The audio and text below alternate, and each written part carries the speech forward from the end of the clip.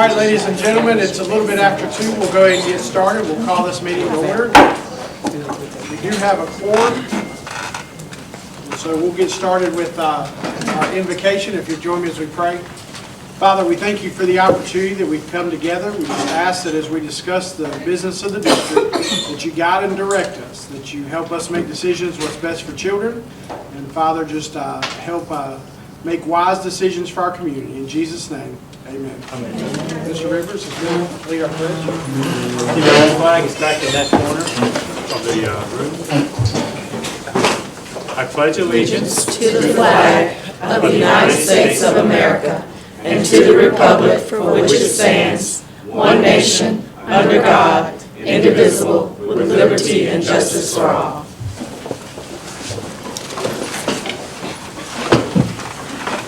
Board members, want to welcome you today. Thank you for taking time to be with us. To kind of give you just a real quick recap of where we're going to be at today. If you remember, the beginning part of our meeting today is to talk about our RTI schools, our Restart schools, and we'll have a presentation by DPI. After that, we will go into finishing up some information from our previous board meeting that we were not able to do in January. Part of that will be our discussion around Joe Toller. We have some information to share with you that came from this morning's meeting, and so we will share that with you as well.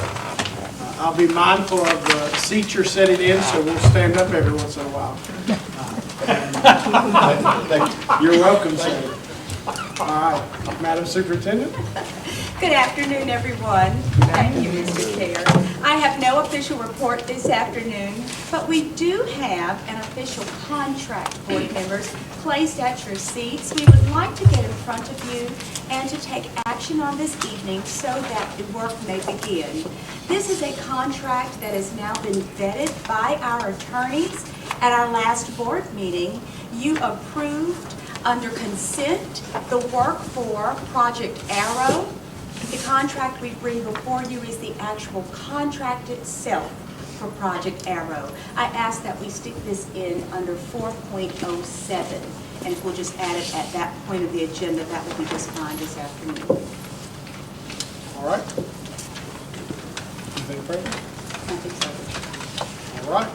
So now we'll move into the time. Do you have reports as board members?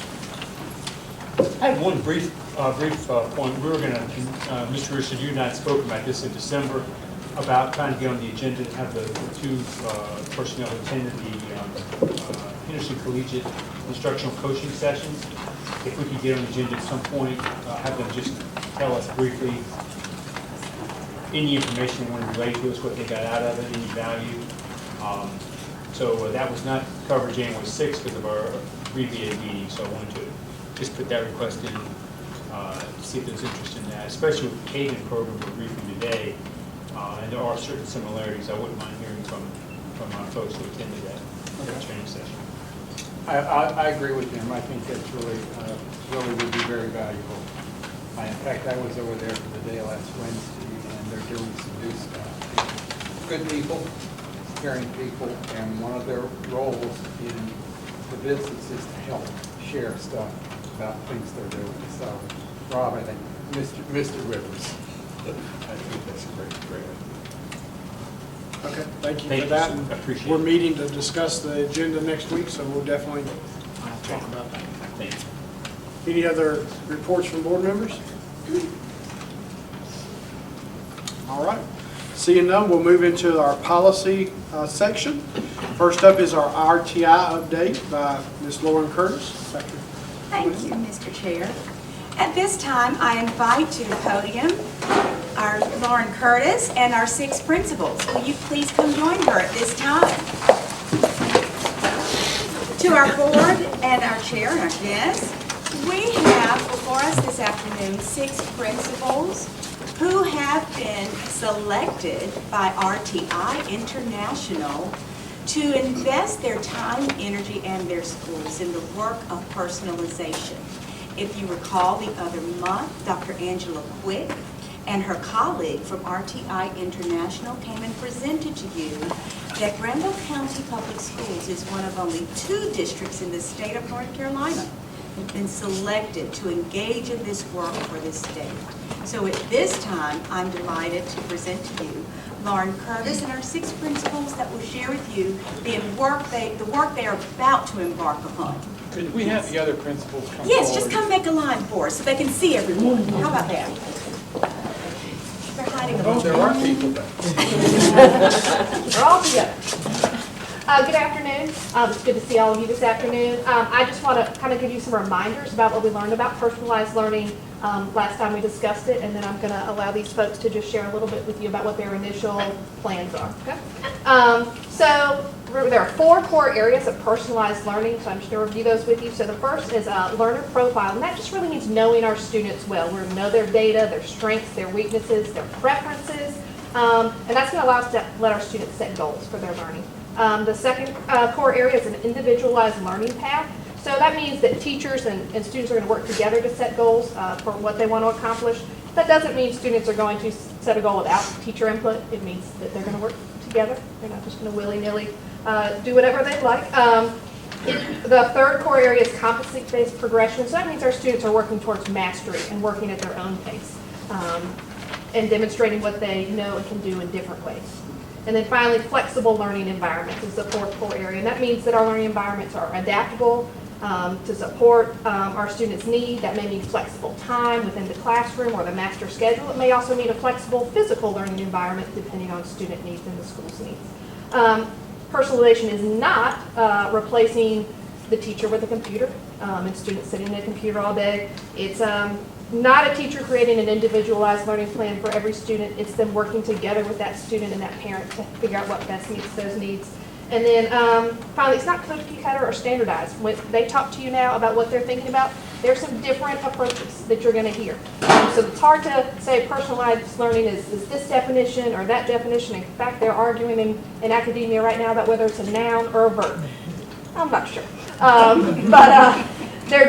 Again, just remember that it's not standardized, and so what you're going to hear from these folks is going to be very different, but it's all working towards the goal of helping our students start where they are and grow to reach those standards and show us what they can do. I'm going to let these people go in the order they're going to be working with RTI, just as a reminder what the timeline is. We'll start with actually high school. It's got a meeting this week. And then we'll let Chris go, and then we'll let our 3 elementary schools go. They actually won't start their formal work with RTI until the fall. So just keep that in mind, that that's kind of the timeline we've got right now, spring, fall. Ladies. Good afternoon. Good afternoon. So why personalized learning at the high school? We're looking at schedules and doing flexible scheduling because one schedule does not fit all. So imagine if students have an opportunity to decide whether they're going to take a course year-long in a 45-minute per day time span, or if they continue with the traditional 90-minute block courses that we presently offer. To provide them choice in order to allow them to learn the course material over a longer time span for a year-long class may be beneficial depending on their personal preference or needs. We talked about looking at this from an area of acceleration and also an area of remediation. So I'll talk about that acceleration piece. Right now, with the block scheduling where every child is taking a block class, our AP classes, if they're offered in the fall, an AP class then ends in January, but they do not take their AP exam until May. So they finish their class, they're done right now, they won't take that AP exam until May. And vice versa, if you take an AP, if we stay on block scheduling, you take an AP class in the spring, you're cut short before they have to take that exam. So what if we can offer AP classes year-long, 45-minute, to make sure they are getting all of what they need to for that class? And then we know that for ninth graders, as well as 10th, 11th, and 12th, but primarily 9th graders, they have a hard time sometimes transitioning to the high school. And at the middle school level, they are used to year-long classes. So we are looking at the possibility of being able to offer 9th graders the opportunity to take some year-long classes as they transition to the high school level. For example, when we look at the math, our foundations of Math 1 classes, we generally have a high percentage of students who may not be successful at the end of that semester and have to repeat that course the following year. But we're looking at providing them an opportunity to take that foundation of Math 1 in a 45-minute block year long, and then the next year take the Math 1 in a 45-minute year long block, so that they are able to have the opportunity to have a class that's very similar in time span as they had at the middle school level. So right now, we want to investigate incorporating a blended schedule where some get to choose year-long, some choose block. And then the teachers would also have an opportunity to decide based on their strengths whether teaching year-long or block will benefit them as well. They can give the students what they need.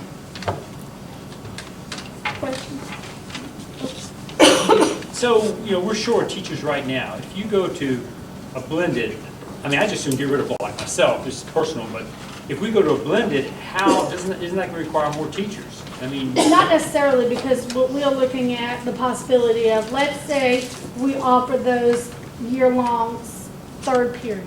So if you would still teach 3 periods a day, but during that period, you would teach 2 45-minute classes.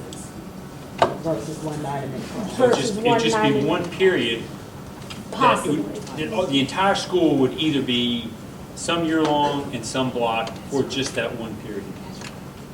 Because we're looking into. So that would not require any more teachers. Not necessarily. Now, is there any thought to just going a year-round for all our classes? We've talked about it, but I want English, for an example. You need to have English to, 1, be promoted, 2, to graduate. So let's say you have English as only block, as only year long. You have a senior who takes it. If they don't pass it, they're not graduating. So if they have it first semester and they don't pass it, we can squeeze them into a second semester class and get that child to graduate. And something else we have to consider is the number of students that we have to transfer into the school during the year.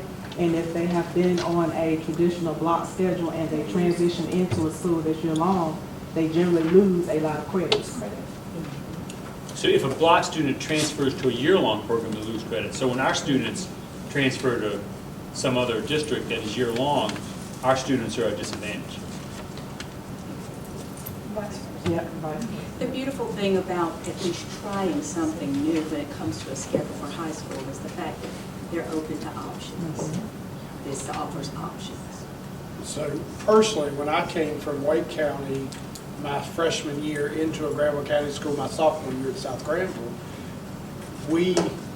I was at that disadvantage that first semester, but it gave me the opportunity to be able to catch back up, and I actually ended up graduating with extra credits by the time I finished because I had that opportunity. So I think by having the choice, we're able to combat that with those transferring from other places. Well, I like the idea of not requiring extra teachers, because that's one of the challenges we have. So if we experiment and we like that, maybe we'll go to year-round. The beautiful thing about working with a research group like RTI is they are doing the research right along with us. And so they're looking nationally at models and bringing them to us to consider.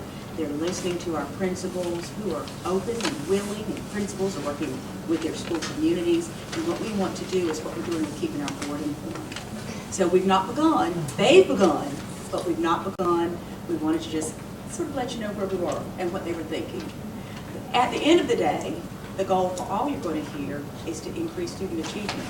If we can find models that work best for particular children, the thought is, at least in theory, we have found a magic bullet that works for that child, and that child is not fitting into our world. So, thank you, ladies. That's a very good thing. What you just said is very, say that again. It's a new day in education. It's certainly a new breed of child. And I think school systems that find a way to fit into the child's world and not making children fit into our world is very powerful. And I love that these two principals are working together. Yes, they're principals of two different schools. Yes, their culture is different, but they're working together and trying to find innovative ways of meeting the needs of the children and the families they serve. To me, I think that's huge. Do we already have an RTI contract? Is this going to be extra money we're going to have to This budget? is free of charge to us, and that word turned us on to Mr. Rivers. Approaching budget season, it's always nice. Absolutely. Does this include Granville Early College or just? These are the only 6 schools RTI has agreed to work with us. It was their choice. All schools, we sort of tapped several schools. Some schools were tapped to do Restart. Other schools we tapped because we just knew they wanted to do something different to move their academic needle.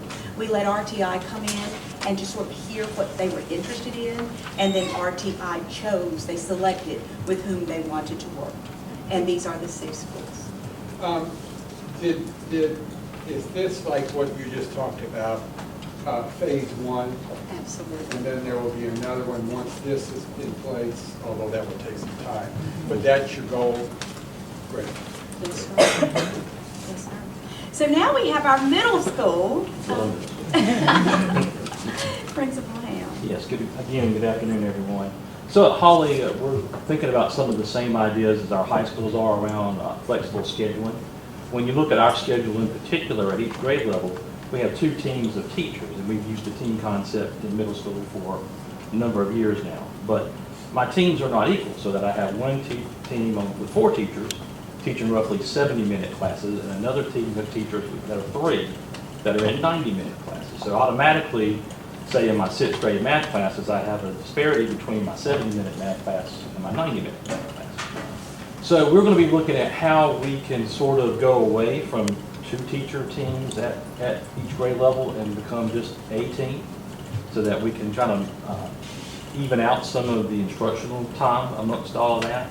And as well look at how we can pair our teachers with our students based on some certain needs, whether that's particular concepts where one teacher may be stronger and they have the flexibility to move kids to teach certain concepts, or pairing our teachers based off EVOS performance with certain groups of children. So if I know I have a teacher who's really strong at moving the needle for our EC kids, so that we'll make sure that they are paired well with the input. It's not, trying to make it more of a direct connection. And along with that, we're also looking at how we can revise the schedule.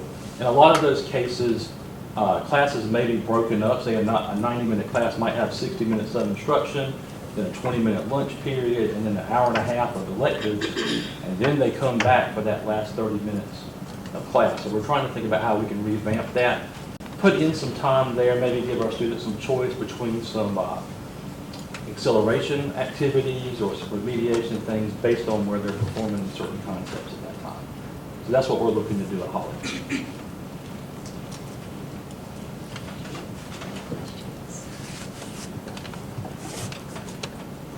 Thank you, Principal Ham. Good. All right.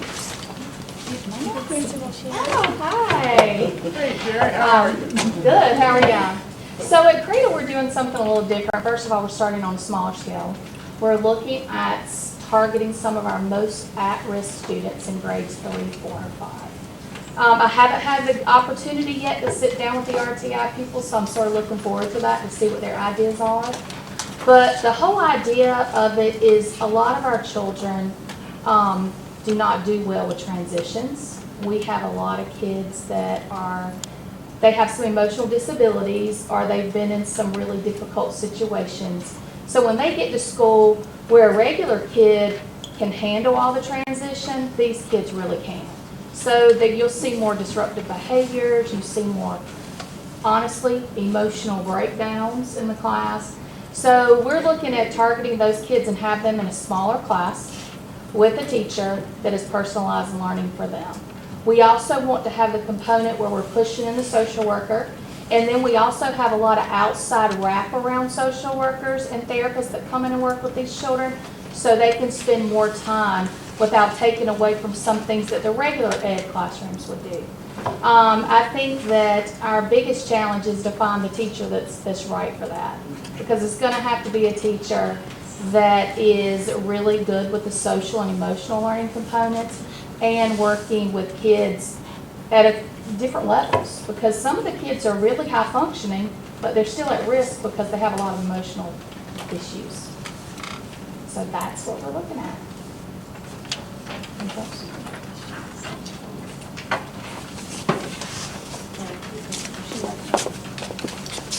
And our other elementary team is also partnering like our high school. They're working together on their project. Good afternoon. Good afternoon. Principal Moore and I have kind of chosen to work together because of all these elementary schools, we have similar demographics, and we also have similar concerns in our students. And so, you know, when we're looking at what can we do to really move the academic needle for us, a lot of it was focused on student growth in our subgroups, which is our AIG students, because that's where we sometimes have a hard time with growth. And then we have also recently both become schools of choice, and our demographics are changing because of that. And so we need to now accommodate students who are at very differing levels when they come into us, and to know how to function in that atmosphere appropriately. And so with that, with the things that Lauren shared, we're really focusing on competency-based learning, which is going to really focus on things being measurable as far as objectives and being very explicit so that we know how to meet the needs of our lower performing students and like was mentioned by Courtney, our higher achieving students as well. This also fits in really well with the academic focuses of our school. Ours is project-based learning, and so if you're going to truly dive into project-based learning, you need to be able to determine where students are based off of how they perform and are able to transfer their skills. Same thing with Mr. Moore and their focus on character. They're digging more into that as well. So if it aligns with what we're doing, the work we're already doing, it just gives us the extra support we need. What do you mean by project-based learning? Give us an example. Okay, I can give you a perfect example. We Okay, just had a good. great one. Project-based learning really focuses on not just learning the skills, but actually applying the skills that you learn so that you can get a really deep understanding of that skill. For example, our fourth graders just completed a project where they worked with the North Carolina Zoo to create habitats for the new Asia museum, or Asia section of the zoo. And so they created their own zoo, and they used a 3D printer to print all their animals and created their habitats. So they learned about ecosystems, they learned about adaptations that animals would need. They learned many science concepts within that, but then they also learned how to work together. They were individual projects, but multiple students figured out that their animals could live together because they wouldn't need each other. And so they created their habitats together. And then one student, one student who's actually an ELL student who has significant learning issues, when he presented to us, because they had to present it to adults and other students in our school, made the connection that if a change happened in his ecosystem, it would be a ripple effect to all other ecosystems. He wouldn't have gotten that if he hadn't had that index.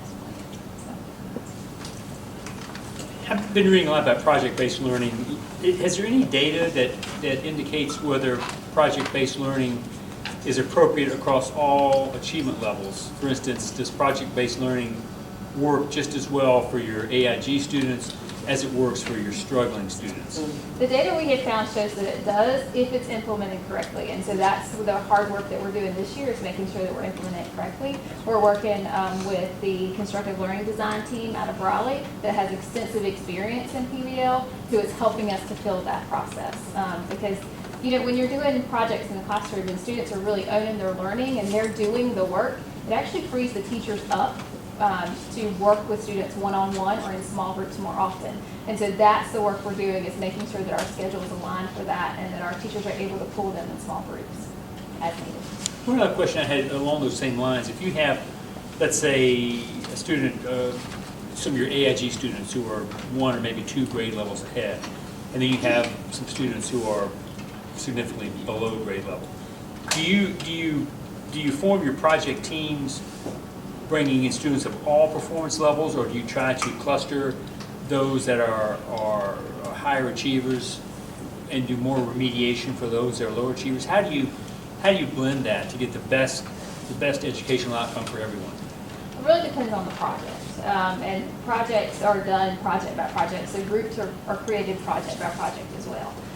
So far, we have used blended models with our students, and as they work through individual pieces of the project where they're doing independent work, teachers are pulling groups based off of that. Gotcha. But we have our highest level readers. I'm going to give our fifth graders as an example. Our fifth grader highest level readers don't ever read a fifth grade book. They always read middle or high school level material. Same thing with their vocabulary they use, which is wordly wise. They don't use the fifth grade wordly wise. They use sixth or seventh grade, depending on where their needs are. So we try to individualize not just for our EC students, but also our advanced students. Thank you. I ask two questions in general. One, it's clear with all of these that they're doing some interesting things. The question is, number one, how is the decision made at the school level about what to do? You got project-based learning here, you got scheduling here, you got those two back there we didn't ask questions of. Number one, and then number two, a little bit about the professional development that they've gotten to do this, because that's really interesting. So I can speak at the school level, my leadership team started the conversation. So we were discussing about how can we continue to move the academic needle, but maintain growth or continue to exceed growth. And so a lot of the teachers decided that we needed to do something different. They asked the question, well, what can we do different? And they felt that exploring something with changing our master schedule maybe an area that we need to proceed. Good. I think if you ask each of these principals, you're going to hear something similar. They know their schools and they know their data and they talk with their staffs and they're looking at that data and saying what are the areas of concern and what changes will be made to address those needs. And that's all part of the model with RTI. That's just good. Good. Okay, that's fine. I'm interested in all of this. It's like you're headed in the right direction to make things different for children. My interest is how are we as a board going to, how you all going to keep us abreast of where you are and the progress you're making for that work. Dr. McLean and I talked about as they go through this process, and again, everybody's starting at different times, having them come back and periodically report on what's happening, but you might not hear from all six at the same time because, again, we're starting this week versus September, so you might hear something in the coming months from this group, but you might not hear anything from our elementary folks maybe till the end of the second semester. Because they're not enough effort. So if they came when One thing I'll add is, it is so wonderful as a superintendent. When the bell rings. When you have school leaders who ask you, Dr. McLean, what else can I try? What else can I do? What do you recommend? Because I'm always getting things, always hearing about things, always attending a meeting or something.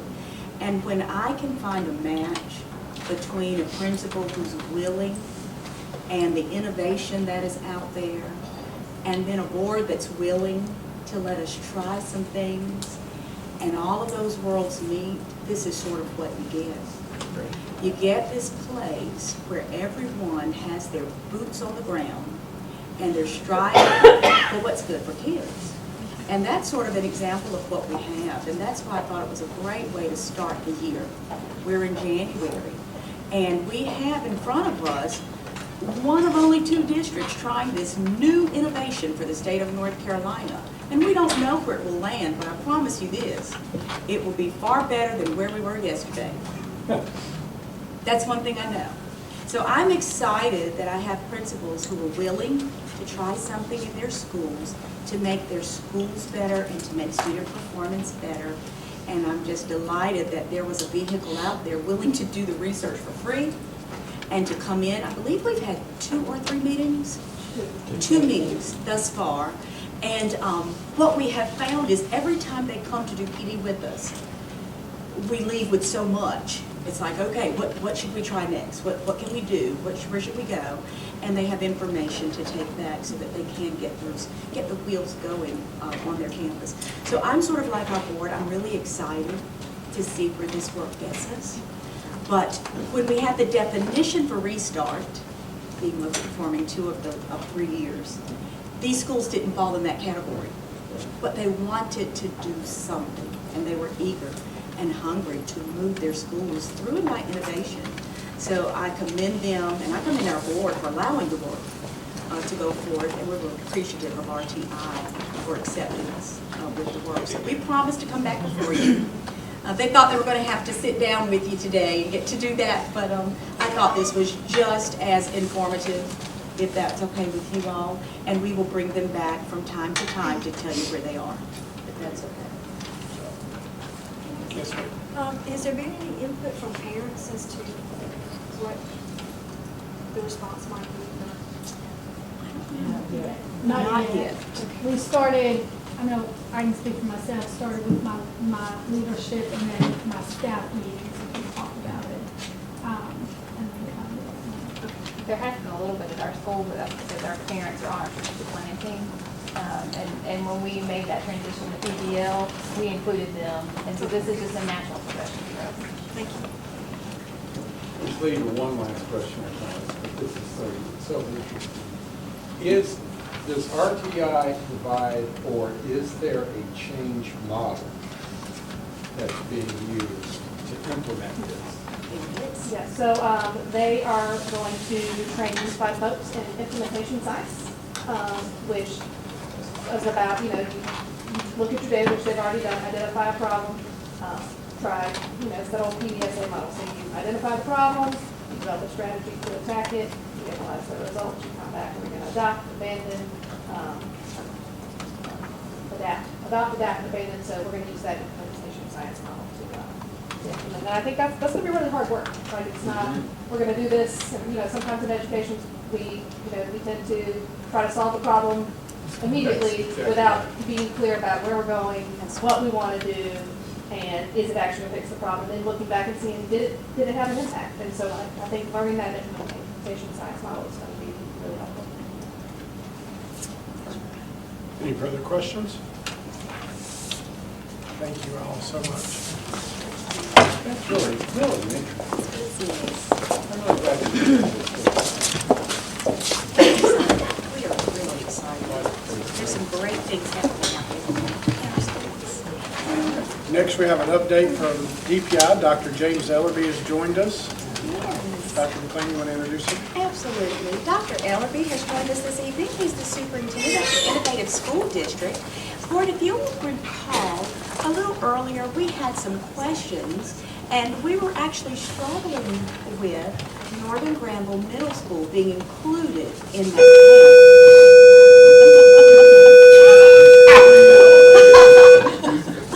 being included. We're trying, y'all. And so Dr. Ellerby has graciously agreed to come and to speak with us and to sort of answer some of our questions, and we really appreciate him coming. Thank you so much, Dr. Ellerby. Thank you. Good afternoon to Chairman Richardson, Superintendent McLean, and members of the Granville County Schools Board. I am James Ellerby, and I'm from the North Carolina Department of Public Instruction, and I serve one of my roles as the Innovative School District Superintendent. And I'm glad that Dr. McLean actually reached out to me several times between calls and emails and everything else in person, and in order to inquire about the school, Northern Granville Middle School, that's on the 2019 ISD qualifying list. And unfortunately, I know you had the merger and Mary Potter and as well as Northern Granville Middle School to become one school. But the actual data follows according to school code. And so Northern Granville Middle School actually is at the top of the cutoff score.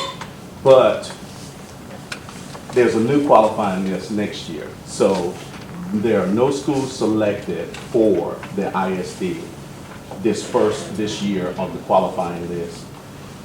next year's, or this, after your student achievement comes out this current school year, we will take the bottom school. The range of the scores were from 25 to 40. Northern Granville was at 39.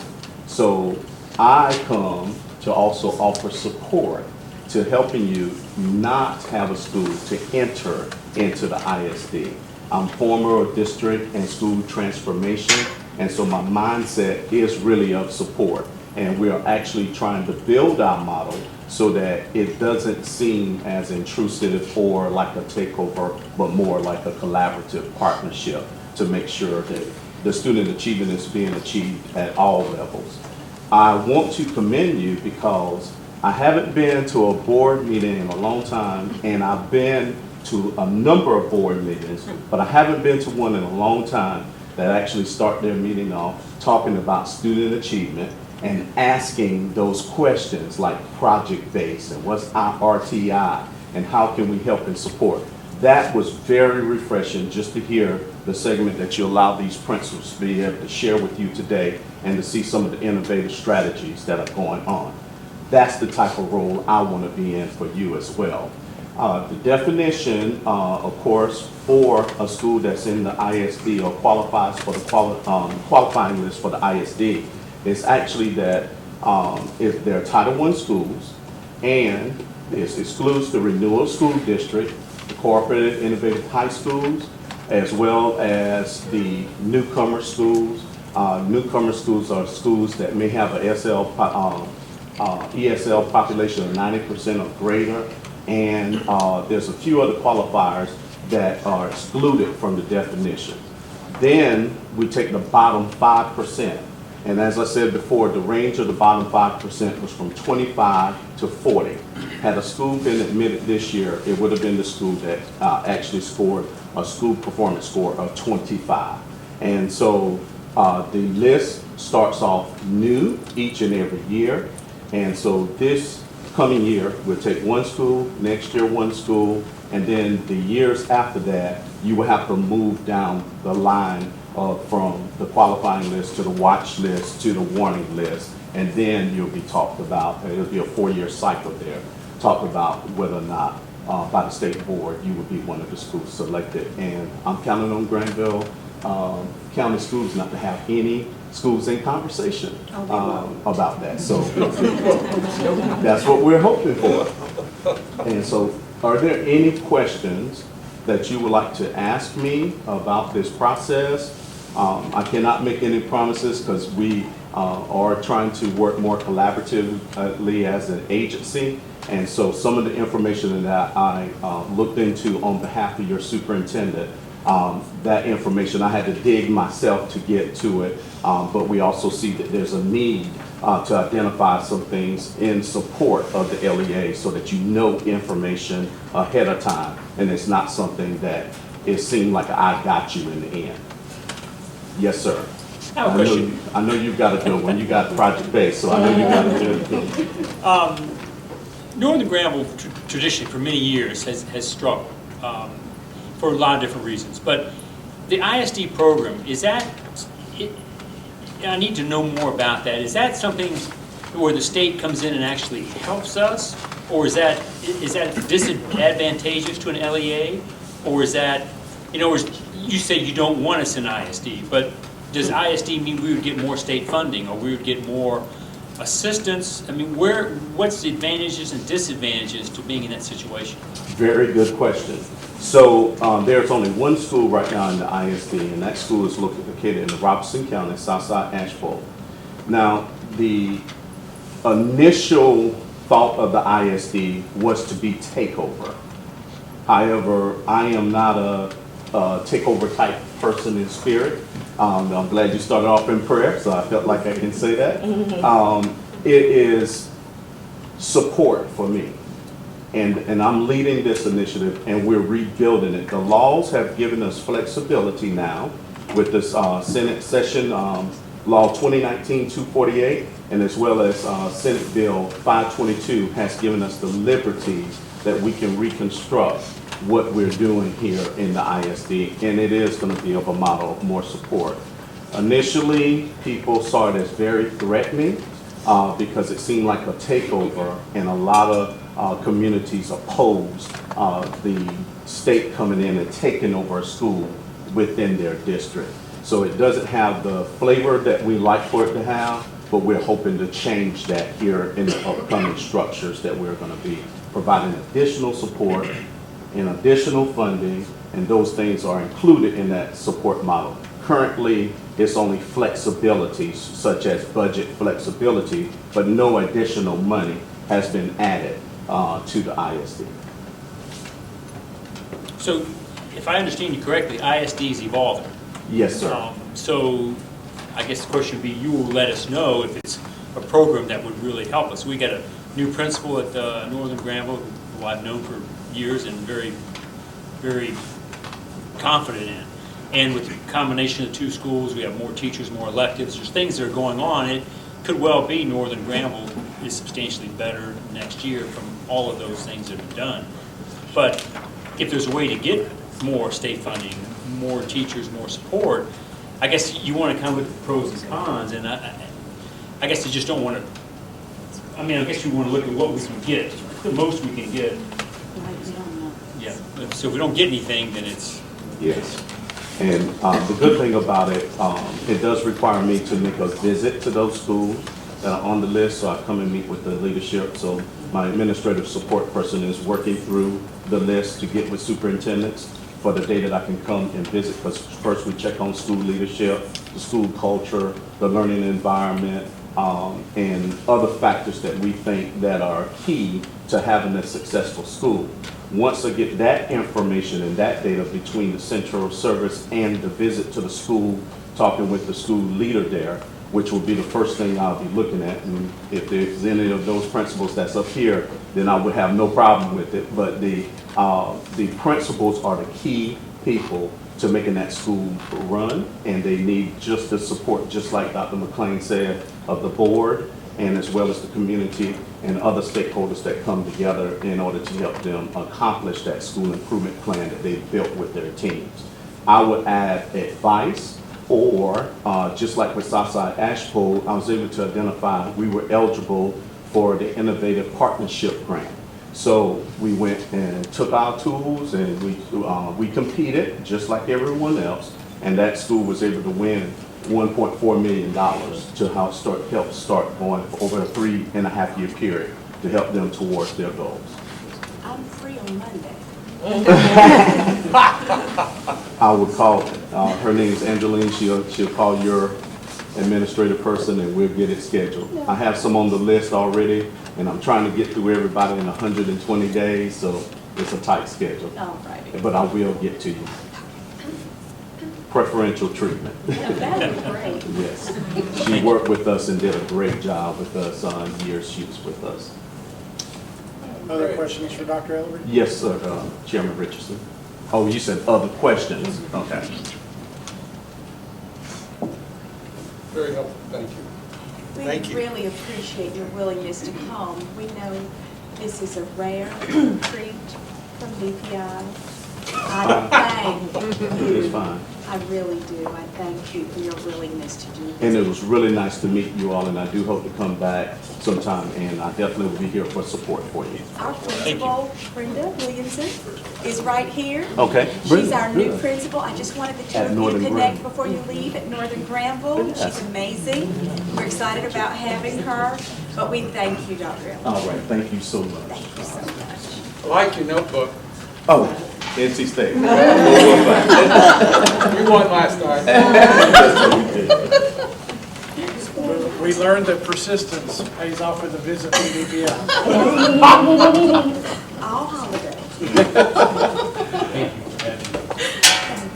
All right, so now we move to our Restart Schools with Dr. Pauletta Thompson. We look forward to hearing from our schools on this. Thank you, Mr. Richardson. Dr. Thompson is going to come. She is our main contact and our liaison for our Restart applications. She's done a phenomenal job of working with our board principals. So at this time, Board and Chief Richardson, this is where we will take just a few minutes after Dr. Thompson gives us our purpose to invite our principals up to bring a chair. I believe they have a few guests with them, to spend time with our board about, we were thinking about 10 minutes apiece, round robin style. Is that all right? So that our board is very clear about what is in the restart application on behalf of our board and district before we hit that tight deadline at the end of this month. So Dr. Thompson. Good afternoon, actually, not evening tonight. Good afternoon. I am here just to, again, like Dr. McLean said, provide a preface to our conversations with our principals today. At our December board meeting, I went into detail about the restart process, but as again, restart allows schools to operate using charter-like flexibility. So our schools, we have 4 that qualify for restart. And those 4 schools, their principals and the staff and their communities have met to discuss which of the 88 flexibilities would best fit the needs to help improve their schools and their student performance. So the principals, again, will come to you this afternoon and provide some details about the plans that they have come up with those different groups. And after today's meeting, the principals will take that feedback and finalize their plans. And we will submit their application to the State Board of Education on January the 29th. And it's about a 2-month approval process from submission. So we should hear back about the approval by the April State Board of Ed meeting. So without further ado, I want to invite the 4 restart principals up with me. You'll just bring a chair up with you, and I believe you've brought an individual or so with you. Or 2. And any support members from the schools, if you all will come up as well at this time. And we'll start. Are there specific people you want to We'll start with? just start here.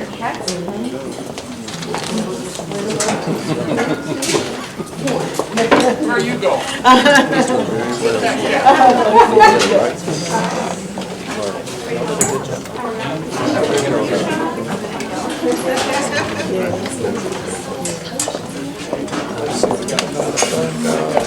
Yeah, so you 2 will stay, and then Mr. Rivers and Ms. Alwyn. Is that what y'all?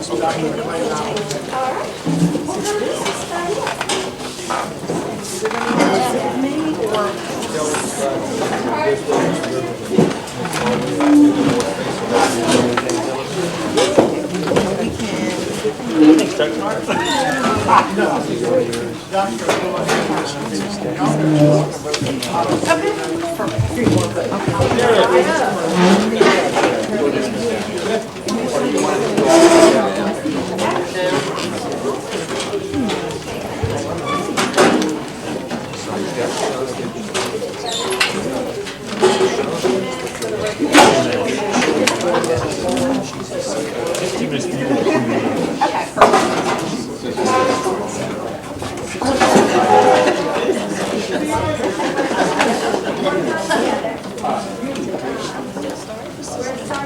Okay, you all can get started. Actually, 12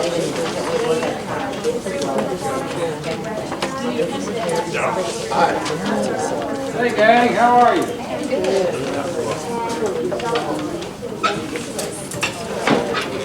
Who are we? Who are we? Yeah, y'all are joining the y'all can join.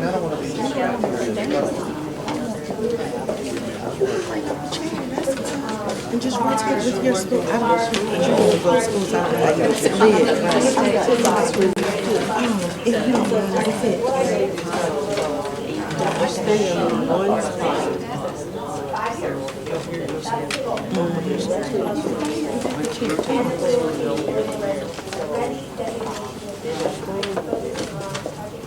These chairs are a little bit lighter. Not bad.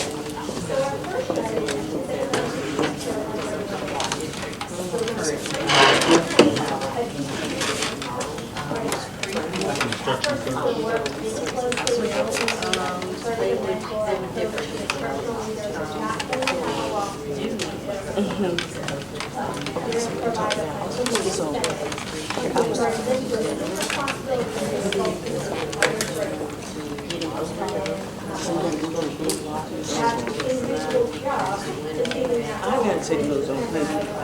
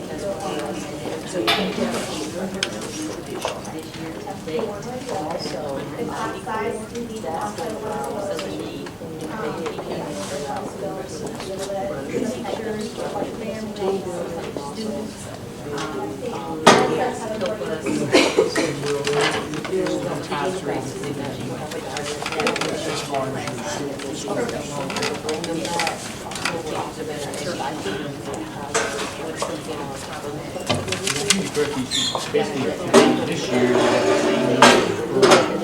more than he has all of last year. And I don't want to waste time here, but what, just curiosity, what caused that? Did you get a shift, I mean, student population, or what, that seems shocking.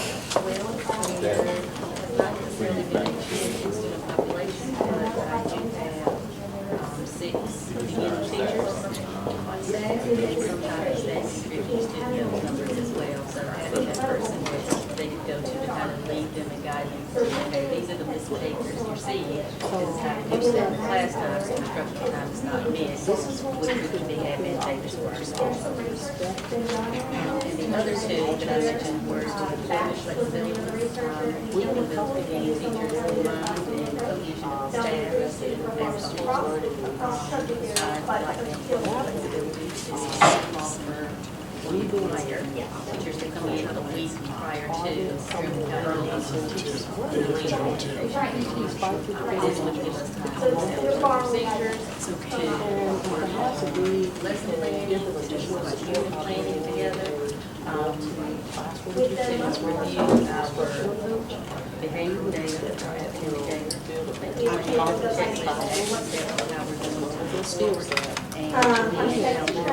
to incorporate early release days, one per quarter, to continue that work throughout the course of the school year.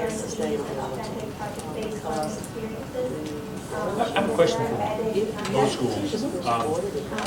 One of the things that some charter schools are doing, which seems to be very clever, is they have not bought into the state retirement system. So they hire their teachers. The teachers know full well they are not part of the state retirement system. And they can hire retired Granville County, Wake County, Durham County teachers, good, experienced, top-notch teachers who can work for the salary they give them, which will be a little bit higher than what we are, but they do not have a state retirement system. Since we are bought into the state retirement system, we cannot do that. Would this restart allow you all to get out of the state retirement system? Is that, so we're not going to, that's something we can't do. But we don't know what that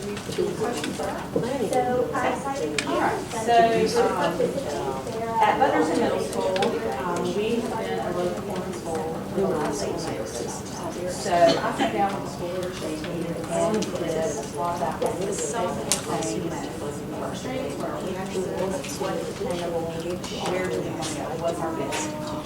And after many meetings, we narrowed our board to capital for the reader application. And the reason we're looking only at calendar for those touchdowns is because we feel like there's so many different personalities or teachers or students that if we had our flexibility and start thinking about also some additional required teaching work days, that we can really focus on what our goals are. We can also also teachers with more quality support, so that they can meet the needs of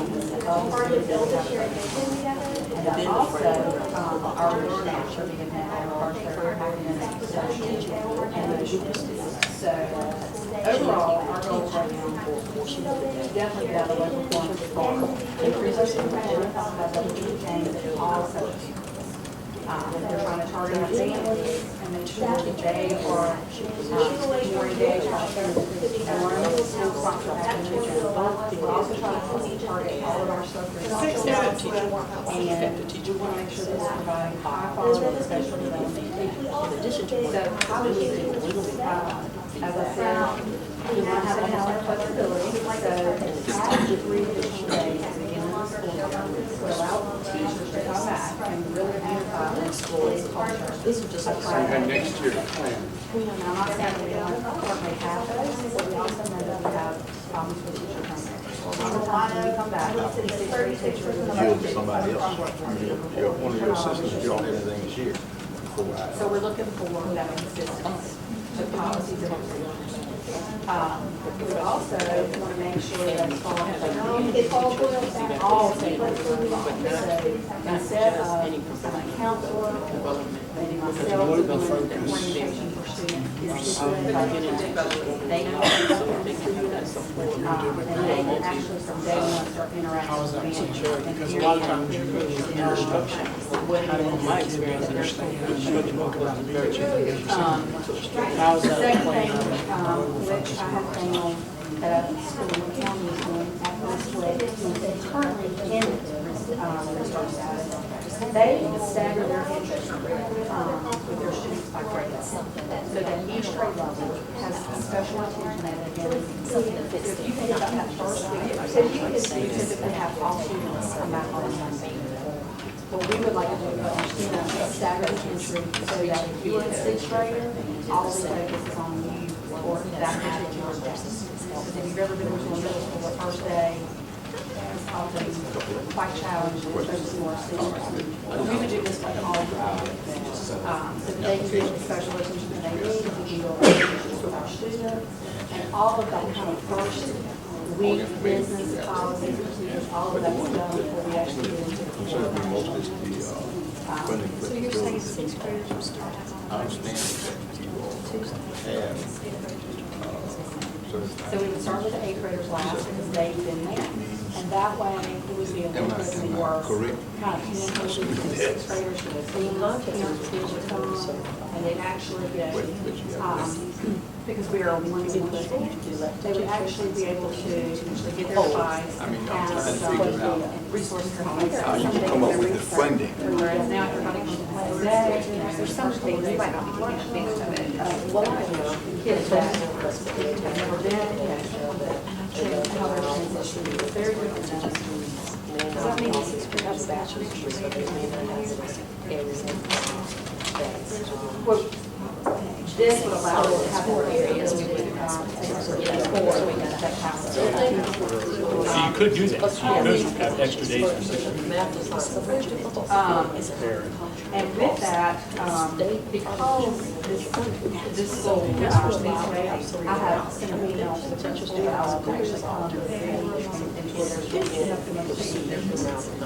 and then, 2 other points I'll make. With this, we currently operate on 2 calendars. One is traditional and we have year-round. So I would like to operate on with an extended start and stop time. So that's a little bit different.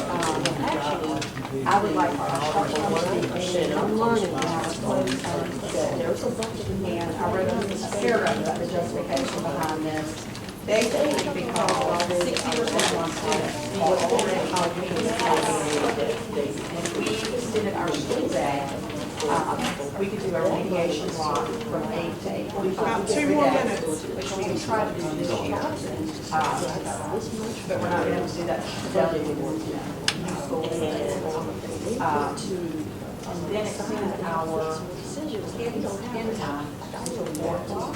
because we share buses with elementary and our buses who are waiting on the buses to get to. So if they're there, why not just have 15 minutes to have them?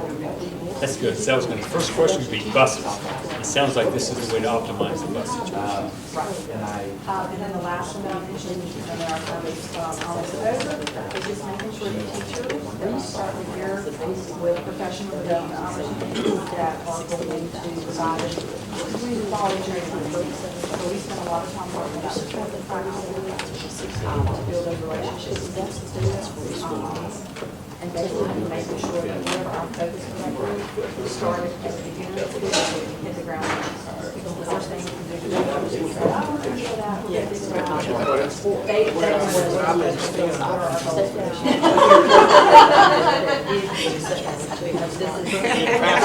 assisted us in getting better.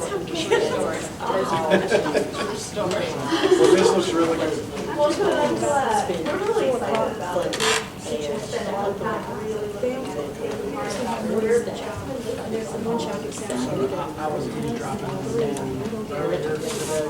Conference room, just I like what you said. So, as I say, we have funding allocation. It's good. That's the difference between the average. A lot of them are already waiting for the bus. A lot of them are under the school, so they can just completely stay. And a lot of them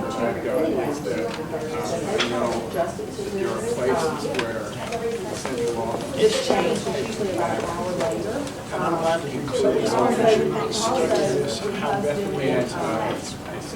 The biggest concern is the team where along the lines of Talk to them and it's going to say this will change. I've seen it happen, and it's terrible.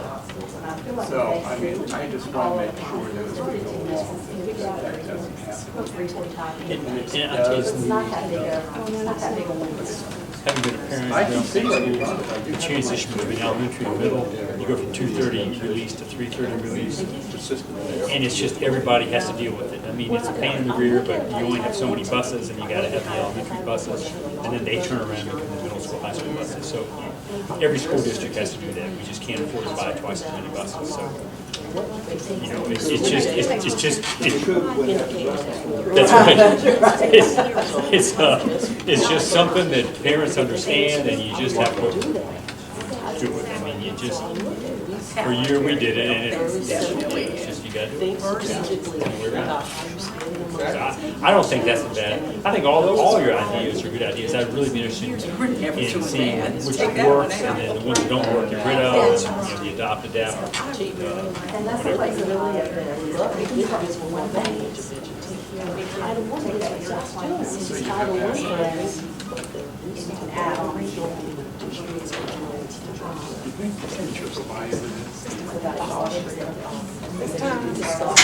Time. Okay, time to switch. Sounds like a really.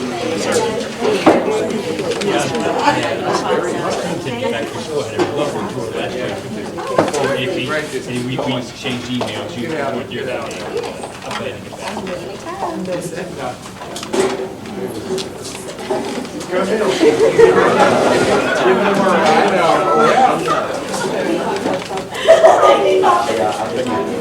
You know,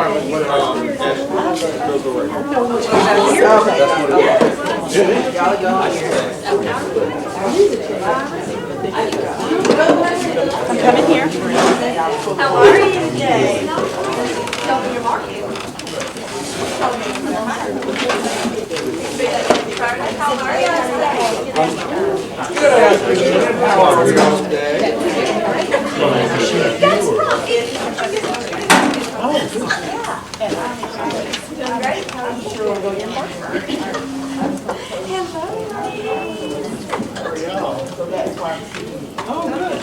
So you're just the person, I'm really big on hiring more instructional coaches. Every time I see a coach, I'm thrilled. I'm always getting more of them. And this is Ryan Carter. He's in fourth grade.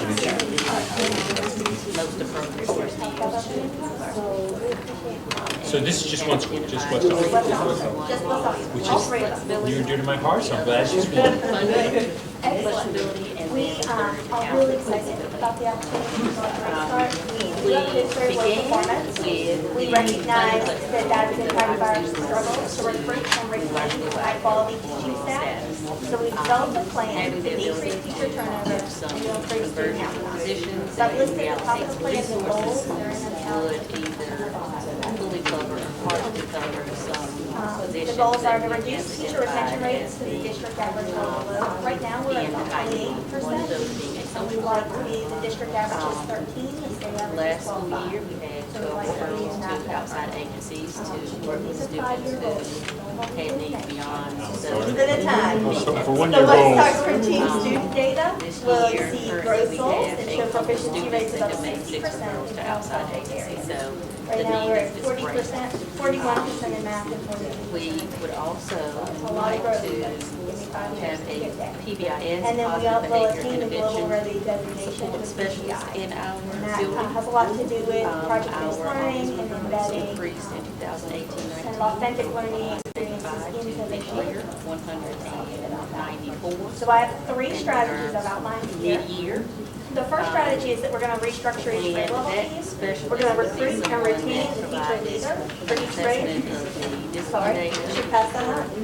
Teachers, Dr. Johnson? strategies. The teacher leader will work closely with their teammates, serving as mentor, coach, and instructional leader. That person is not going to have an individual roster. Instead, they're going to be responsible for the whole team. So on a team of 5, you might have 4 classrooms, and then the one teacher who is going into some classrooms, doing some coaching, So doing some having modeling, someone maybe taking that class while that's guide the teachers and work with families as well on alternatives to those behaviors. Excuse me a second. Help us. I love that idea. Where do we get the money? We would Because that's an also extra teacher for each grade. Add some some of of the that research, we to can get some financial, and we would be That's able what I was to hoping to afford hear. this what the district as currently through our offers research as money. a like mentor So program. we're not We have adding several any new positions. teachers in our This would building, be typically for on 3 top more of the that staff are has currently been. at. So, but it would be additional. It would be. And those new teachers need a little more than the. But if you're doing this for every grade, you got Between 6 teachers grades that here. are in teachers and those that are new to our school But it- district, but that makes up about doesn't mean an extra 40% teacher in each of grade? our staff, so. So what we're also asking is for class size leniency, because if we do that, it's going to be below the class size. I got you. So we'd be Has looking you at about thought at 4 all class. about working or connecting Right now, the state with 2 said other you can't have schools more that than are in the RTI process? so we would need that flexibility. I'm sorry. That's what those per grade class. They're gonna be Would that help Depends on the you grade. at all in terms of So each grade has their own. learning? So I first just, grade is 60. I mean, does that make sense to me at all? That is not something that I have. And then 4th and 5th. I'm just One asking. in fifth grade, there is no cap. Would it make sense? Quite possibly. We clearly are But not. that's doing fine, that. So we are gonna grow the size of our And you'll 4th be and 5th doing grade it classes to keep your staffing the same to allow this idea. The other Imagine responsibilities that I that mentioned were person's role employment as and a calendar. support is going, they're gonna be pulling I students. would They're like Oh, going yeah. to be in my this staff classroom. in a week And that before $10,000 county public schools is dependent teacher on orientation student starts. outcomes. That would give us So the you get opportunity paid, but you may or may not have that position the strengthen following our year, depending on governance whether to or be not on the you same are. page This is the about lead. what our procedures and We're expectations paying you are. extra, That will give we us a expect chance to to see. look at some So behavioral that is- and academic that's data our and do some planning for that, develop We know we have some pockets of action excellence. steps and In my checklists. third grade math last year, I had one classroom where 68% of the students were And proficient. incorporation of I had another procedures class on these where things during the 22% course of the school year, where we would The continue difference that in work. teacher quality. That is unacceptable because our students deserve high quality instruction from A lot of information, you know. So being able to take our most effective teachers and maximize their Yes. impact is going to be really important. So that's what we're looking at. There's a study done by Backus in 2018, it's listed right here, that schools that use the multi-leader classroom approach found improved student performance with the most significant gains in math. That's what we are looking for. Improvement across the board, particularly in math. So that is Certified strategy staff. one. Strategy 2 is becoming a global Definitely ready certified school. staff, possibly So our some teachers, our support lead staff teachers, as well. are going to really take the initiative in ensuring that we embed some of this authentic project-based learning throughout our standards-based instruction. Well, that goes back to that funding flexibility. Understand the relevance of what they're learning, why they're learning what they're learning, the importance of it, that they pay more attention, and that they remember what they're learning. That'll work. About what they're learning, so it's going to increase their higher order thinking skills. The other thing we're asking for is flexibility around employment, be able to hire the best fit for the position, but also potentially hire some international teachers. For each of the first 3 quarters. So during that time, the district That's one of the things we're that they asking could be for. stand doing an analysis. Good question. That, And again, I have a lot of experience with West Oxford, children that are on here. 6 minutes left. Hiring global teachers when we have such a high percentage of struggling students. Wouldn't that the emphasis be better to really try to remediate those students? I mean, hiring global students looks like a great idea for your high achievers, but those children who can't read in the 3rd grade, how does that help them? And it may well, but I just don't understand. It gives us a larger pool of applicants to consider when we there's a variety of And I'm sorry to interrupt, I'm just. And that is definitely what we're trying to work on. I think that it's not a matter of, we don't have kids. we have an incredible I think team. it's just trying to get everyone on the same page. Have published the middle school. We've got like a third student. And I'm assuming they speak good English in the college. I was a big problem with the professors. Had no idea what you were saying. I believe we can hire people from Spanish-speaking countries who are also highlighted this year. All of our stakeholders. So I feel like a lot of times we're working to put. Our third strategy is an exemption from the calendar law so that we can have some work days throughout the school year. So my plan, We don't get a lot of work days as the schedule currently stands. so with calendar flexibility. And so what we're looking to do is add 2 days to the beginning of the school year, And again, we work. allowing us to train on global ready framework, allowing us to have a shared vision of what we're doing About how that would moving work. forward, allowing us to do Some prior to this. And then we'll take 3 additional days throughout the year for some additional professional development around the global team and some data. Well, often you're on a team with 5 to 6 people and In order to accomplish these things, you need to move from having a school calendar to homework. if possible, So having everyone to run the teaming structure that way and to add would the allow you to additional kind days. of let the work begin of what does that going to look like? What is the Last staff. expectation for a student? And I was just thinking about now, maybe around the staff have that they feel isolated. Just It's around very difficult for us them. kind of unify that. Part of the speak for this, it's not in your all realm. about me. But it's really difficult because you can't collaborate. You're pacing the different pieces. But while we do that, we also need to put a lot of focus on the student. So with this calendar flexibility, I would like to put a model that is very similar to what they do in elementary and having staggered where staggered entry. So in other words, that first week of school. I think it was worth trying. If we had more money, So instead of it everyone might work. coming, I would like to have one grade person. So this is a focus on 6th grade. And that way, when they come, they can have things like the 1-2 We also would love to They can have start some at 8 meetings o'clock. by the technology department. They can have some time with counselors. Also, there's an orientation for parents and staff, not necessarily written by me in the summer or the school counselor. Now, why is that? Written Why would you by share the teachers, because they want to work on those days prior to the start of school.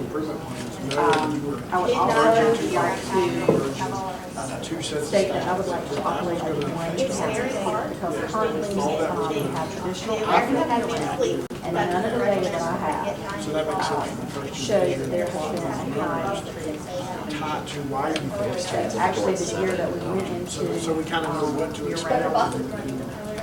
The year that we started talking about year round was the best that the school had done. They were almost, they were like 2 or 3 points away from a 6. So I personally believe that When my kids went here around, 7 years ago, so it's caused there were no society cars not to parked become out on cohesive, but IBD kind of Road or on Roxborough because you're Road. operating on 2 Now we see cars all over the places. Are we seeing So more we have car one riders? calendar, and you can go back to. We used to be mostly bus riders when my kids were. I can speak to that because I've been here 1 year. That's right. I picked the perfect person to What I ask. can tell I think you it's is a great that a idea. fair amount of our I would love to be year round. fair amount of our We can't be year round, of course. It's incredible, the difference. And you got two, Logan, you got two sides, lastly, Roxborough for 90 days. Whatever your goals and focus are Really? for your teachers. It was very few were car riders back Because then. there's nothing worse than having to tell a teacher, I will tell well, you, we haven't had Ms. enough of Wolfett, it, or we're not.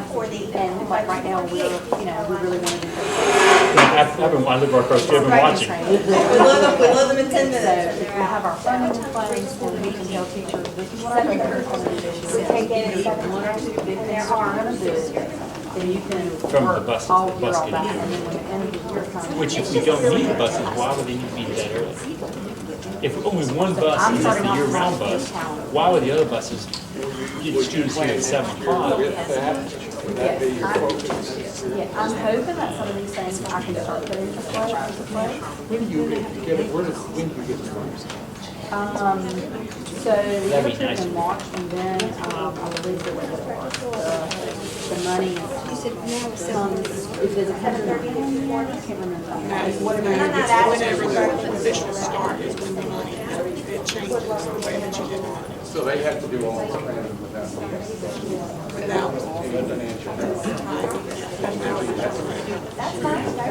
But these are the things that teachers really want.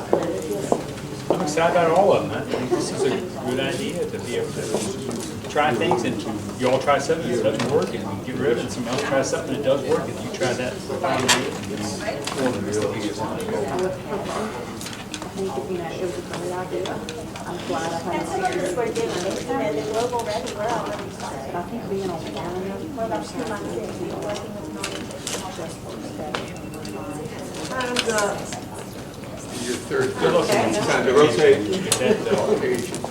One of my children had a first year What about teacher special ed? who was a nice young man, ended up getting out of teaching, but he was just a 20% of the students. fish out of water. He was just, and it was a tough year for him and it was a tough year for students across the third. So, yeah, it makes a huge difference when you have a large population. This idea would be great. Thank you. I am too. 570.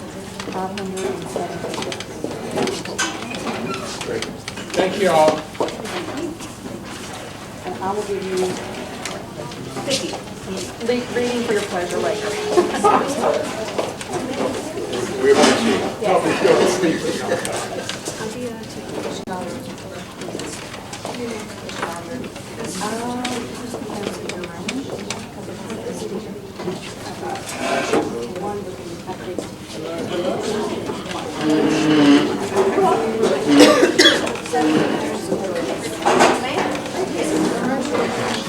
Robert, I've seen him before. How are you today? Nice to see you. Excellent. I brought Lloyd, two next additional time. members of my staff this morning. I'm sorry. My favorite people, right there. I'm on the fourth grade. All right, good. We just need to clone you. We need about 20 more. Are you coming up with some plans? Maybe not me. I'm really excited about the opportunity to be researched. Thank you. Pass this down to you as well. Excite us. Absolutely. Did have a lot of information.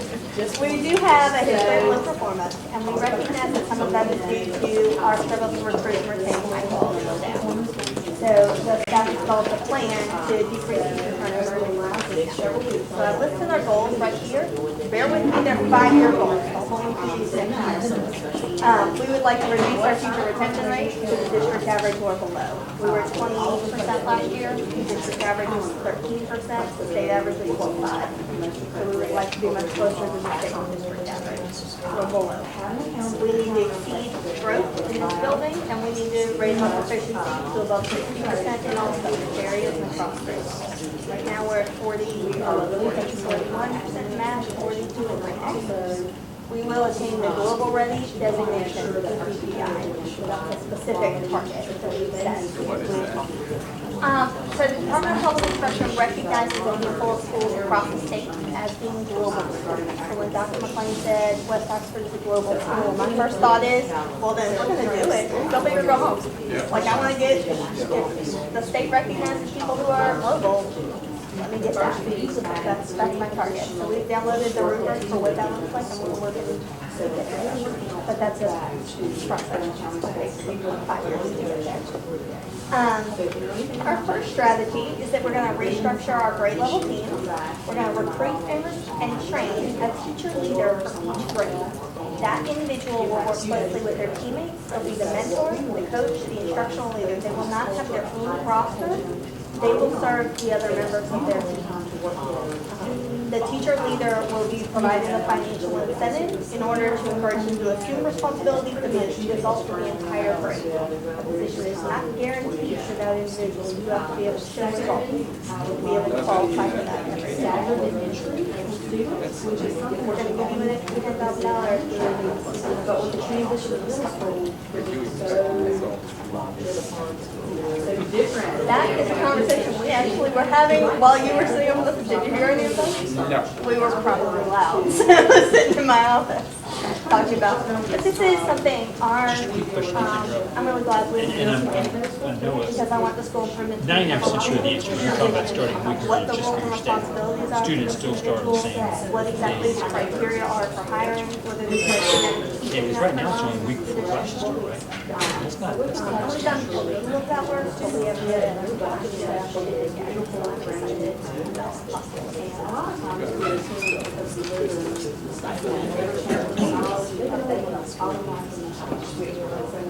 well, that's so, brand new hire just sitting in my office, he's an instructional coach, he's like, I wouldn't take this, but depending on 1 year. That's right. Exactly He right. said, if you're given 3 years as a restart, you should probably employ that person. But then there's thoughts, we've been thinking a lot about that money as well. It's like, we can give you $5,000 up front and then require you to pay it back next year. So we really have to this year. And also really being able to make that money.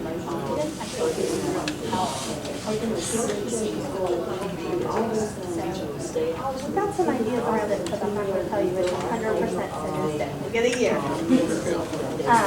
We would need some flexibility around class size. The state has specific restrictions for how many students can fit in a classroom, and we're not actually increasing the number of staff. So we would need to have a few extra students in each class in order to create that one individual class. What we know is that there's pockets of excellence. And who you get as your teacher matters a lot in this building, and it matters to the point of it. So in my third grade math last year, I had one class where 68% of the children were proficient, and another classroom where 22% were proficient. 22% didn't have a teacher. The one that had 68% teacher is incredible, and that teacher needs the opportunity to have a greater impact on her students. Something like this provided. There's a study that FAC has done and it's cited here. Schools that use the multi-leader platform approach shall improve student engagement with the most significant school. I don't think we So that's my first strategy. My second strategy, we've actually already started. We're becoming a global ready school, and we are going to ensure authentic, project-based learning tests are integrated with standards-based instruction. So that is part of making the connection between what they're learning and the world outside this building. So that students understand that what they're learning is important and relevant, and can solve problems, and it incorporates a lot of higher order thinking skills, it increases their retention, it increases their engagement, and that is critical. We're working with an organization called Participate. We started working on this in December. Incredible. The instructional coach will be the teacher. I believe they're based in North Carolina. That's because we are FP. Okay, Yes. okay. So one of the beautiful things about working with Participate is they have access to the international. So that gives us a greater pool of teachers to hire from as well, and gives us the opportunity to bring the world to our So we're asking for some flexibility around deployment, allowing us to hire teachers best suited to these positions. I'm thinking of them, I'm also thinking of my music teacher who had been an emergency license this year, he just didn't meet quite the criteria. He is incredible. And I know last year there was discussion about whether or not the position had met these specific terms, and quite frankly, and he doesn't teach really, content area is so good for the school, and he runs the online, so he gets us out, and I can even Flexibility for education. So, strategy 3 is an exemption from the calendar. We'd like to add 2 days to the start of the school year, and then embed 3 additional days throughout the year. We need those days because we don't have any days at the beginning of the year, so it's hard to build a unified vision for where we're going. It's hard to build cleaning. It's hard to do the professional development without having the time. And this gives us the opportunity to do the professional development that we need to be global, but also to develop that shared vision. Here's where we're going, and here's how we do it. Here's what we expect in our class. Here's how we do it. It also gives us the time throughout the year to do some really data dives. Who's learned what? We are asking to eliminate the dual calendar program, so we can move to one calendar. It'd be impossible to run a team structure on 2 calendars. It also would be hard to add days to the calendar if we were on 2 calendars. So we just move to one calendar. We are also asking if the school day starts at 8 o'clock and ends at 3 p.m. We no longer share buses, which is the reason that we have one shared bus and it's a year-round bus. So if we were able to go back to one calendar, we would the American Academy of Sleep Medicine recommends students sleep 9 to 12 hours a night. If you are getting on a bus at 6 o'clock in the morning, you're waking up at 5:30 at the latest, and there's no way you're getting 12 hours of sleep. And our babies are tired.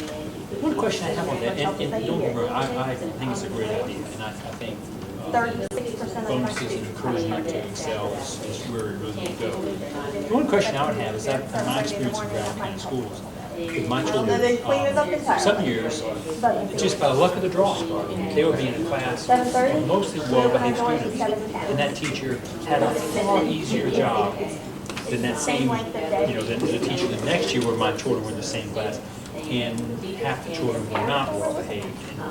And so the teacher was constantly having to deal with discipline issues and all that took away from her because of her ability to educate. So one question I would have would be, this is nice to do, but there may be exterior influences that a good teacher just gets a bad set of EOGs because the teacher just had a bad class. I know you all try to make things equal, and just a thought, is there a way that you can kind of make allowances for that if a teacher has difficult kids, but manages to get them to grow and do better, even though it may not be as well as this other teacher who had a easier class? Does that make sense? Performance. I've got a 4th grade class that I lost the teacher in October and hired someone in December. So that 2 months without a teacher. That class is the same class that last year had a teacher. We didn't have a teacher. The building just results in so much instructional time lost for these kids. I don't see us being able to make real growth until we get a handle on the teacher retention. And I think we'll have these teams that are really able to support one another and able to get in and say, hey, I know you're a first-year teacher. Let me come in and show you how to do these running records. Let me help you figure out what classroom management looks like. You just have more support. First year they were there was no clustering points ability. My children were in classes with a two grade level head, 2 grade level behind. The teacher was having to deal with some children that were bored and some children that just love talking to Carter becomes from by the 3rd year, they had started clustering. Corporate America, not supervising 70 children people. who were Got a team of. I was just together, and children who needed help together. Is that still going on? How is it going Kind of my mid-year career, midlife career change back to where I started from, but anyway, it's too complicated to figure out. But so I share with this bottom there, I've worked with a number of software companies and implementation and training, and I've managed a team of 5 or 6. When I was responsible for the onboarding and day to day, it's supporting them, and good days and bad days, and best practices. And that seemed to work because not that it helped the teacher if you had children who were it's better for me to do that consistently 2 grade levels behind, and having level 1 or level 2. So he has level 5 students He was really classroom especially in a large classroom, you had I wasn't in the 20, class. 29, 30 kids. It's It's harder to hard hear to keep these children feedback or interested suggestions in from these people who children. have been classroom longer than people who. Kids respond to different teachers differently. So, you know, and having, you know, we kind of see this as co-teaching and an instructional position. So I have a quarrel with one student, you know, went into a room, they respond to me. You know, I think after the first year of being shackled in, that one teacher, it's not that they're not a good teacher, but. Hopefully, we got 2 points before we get to restart. So you could find And your multi-class teacher may matches and you don't have any people coming in and out.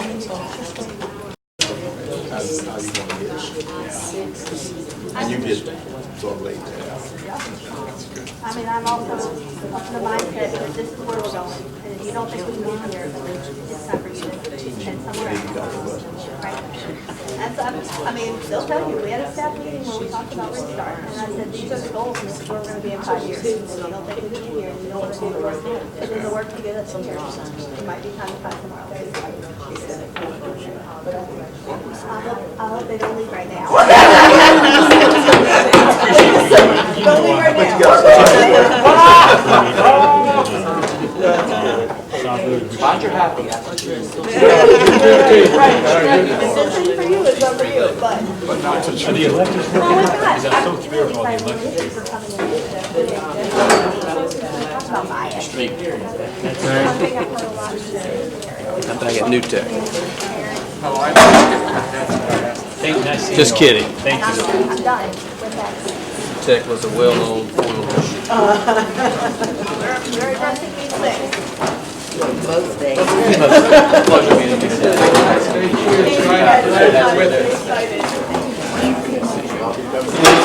Yeah, come to see me anytime. Your problem is you get too many board members.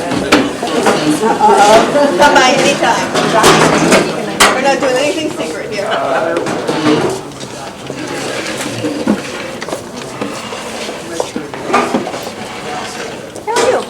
Haven't seen you in ages. Just gotta go bring Olivia to the doctor. She's day 6 with a fever, but I got it at least pushed back to 5, but I got it from the neurologist, so I can get her there. But thank you for returning. Now that you're here, I know I can do something. Just before they start, thank you.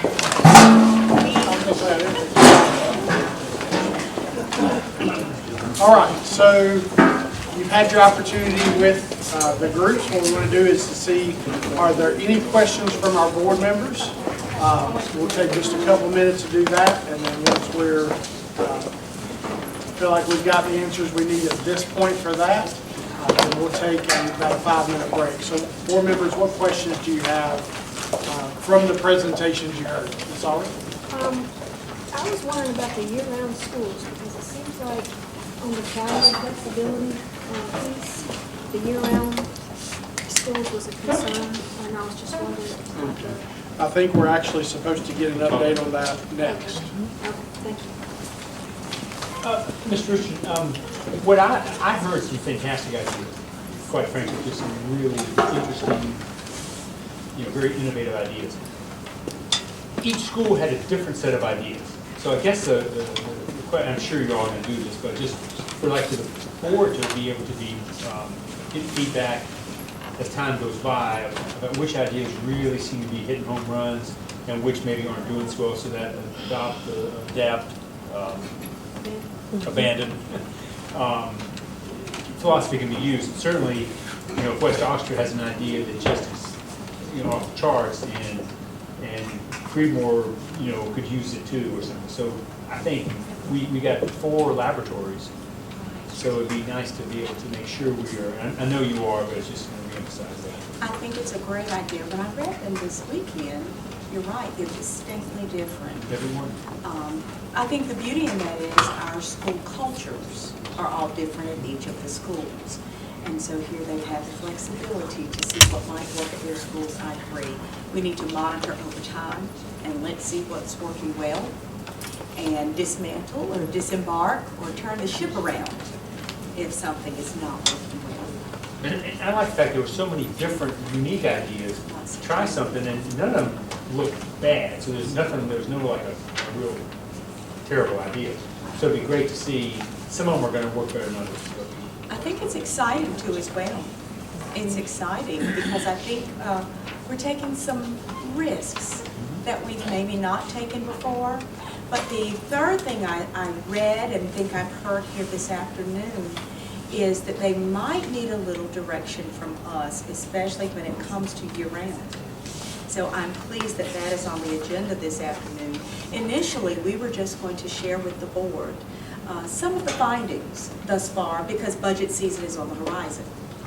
But once we read the restart applications and some of the risks our schools were interested in taking, it's certainly a neat time for us to look at and to hear where we are, some of the survey results, and maybe for the board to also, it's calendar season, let me say that, to hear some of the ideas just briefly around calendar ideas we'll be bringing as well. So it's an interesting afternoon, to say the least.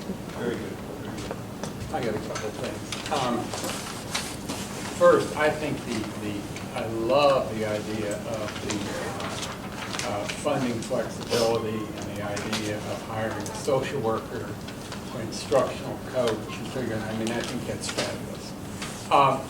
One of the things that I believe is an issue in terms of this idea is that at some point, central office starts to take over. And I just pray that even if they make mistakes, that they be allowed to do that. Because I don't know that central office has anything more to, and I don't mean this critically, has any more to offer than the experience. And I see that, I've seen it. And what else seems to be really important that they have is to really have the funding flexibility. To not take money away from them as things move on and use it somewhere else. This effort is fabulous, but it's not working that well in many places. And that's because the relationship between the central office and the schools is, how do you as a principal argue with your superior? And what do you do? So the point I'm making is, one of the things that I think would be really helpful over, as this moves forward is, let's just have another report from them on a regular basis. This is so important and absolutely has to be. So I just throw those ideas out and for what it's worth. Let's let them go. I think Dr. Who, I'm sorry, Let Mr. me just say Williams. this, I think the idea that having a meet with us in small groups is ideal. Because I get more information and ask further questions, where what they're thinking, in those kinds of settings. And I think when we meet with them, we do meet with them like that. Very good. One of the things I will echo what Dr. Houlihan has mentioned this afternoon. Ms. Day, like all of our district staff members, reached out to colleagues across the state, as did our principals. When we began this work in the fall, that was the charge we all had. There was absolutely no sense in just starting fresh when we knew there were individuals and districts across the state that had begun this work. But one of the lessons learned is exactly what Dr. Houlihan has described. And that is, it's working well in some places for relationships. And we know the 3 R's, rigors, relevance, and relationships. Where relationships are healthy and they're thriving, this is working exceptionally well. Where relationships are not thriving, there have been some challenges. So Ms. Day has met with all of our principals. That's why they could tell you this afternoon. They sort of had an idea of how much money they had or what they could play with regarding a stipend or things of that nature. I've not been involved in any of those, nor will I be. The one guarantee we've given principals on the flip side of that coin is that we're not going to let them get in trouble either. That is a caution where principals and districts and superintendents have gotten in trouble. What we're not going to do is sit on the sideline and just let them get in trouble, because there's something our finance people know that our principals haven't had time to learn, nor should they. So we will work together, we will collaborate, we will work in partnership, but this restart is designed for principals and their teams to have the flexibility to do what they need to on their campus. And our job is to support them in that. And that's exactly what we want to have happen. So I love what both Mr. Pease, Dr. Luann, and Mr. Rivers have said. We want to come back, and I think maybe even quarterly, provide some type of update. We want them to be comfortable enough to make decisions with their teams. And know that our finance store, if there is an area that has gotten people in trouble, it has been the area of finance. And we don't want that for our principals, because the intent, as you probably heard, is good. The intent is good in this work. And the ideas are excellent. So we want it to be successful. We really, really do. But I also know there are two things that get people fired very quickly. And I don't want any of my principals to get caught in any of that. And so Ms. Day and her team are going to sort of be there, and their job is to help, not to hurt or to stand in the way at all. So I thank you all for those comments. I thank our principals. They worked. You know, this isn't the type of work that can happen just turnkey. They were very intentional. They had to research their data. They have toiled over this. So I want them to know that we really appreciate, they're stepping out on something new in this community to do this work. So I hope it is received in each of our schools very, very well. We really appreciate what they've done, and we're going to support you 150% to try to help make this happen in our schools. I also want to thank this afternoon our principal mentors who are with us. Jim Key, Dr. Shirley Arrington, they have hung in there with us, with our principals, and we are so appreciative and grateful that they are on this journey with us. We thank the both of you as well. We have several assistant principals and teachers with us, and we're just appreciative. This is true teamwork in this work with our board, so I just thank everyone who came. Thank you. Thank you. Really do. Very, very great leadership. This is exciting, exciting work. Any further questions about that? All right, so we're going to take a 5-ish minute break. So let's say 3:50. Don't go by this clock because it's an hour behind. So 3:50, let's be ready to come and get started again.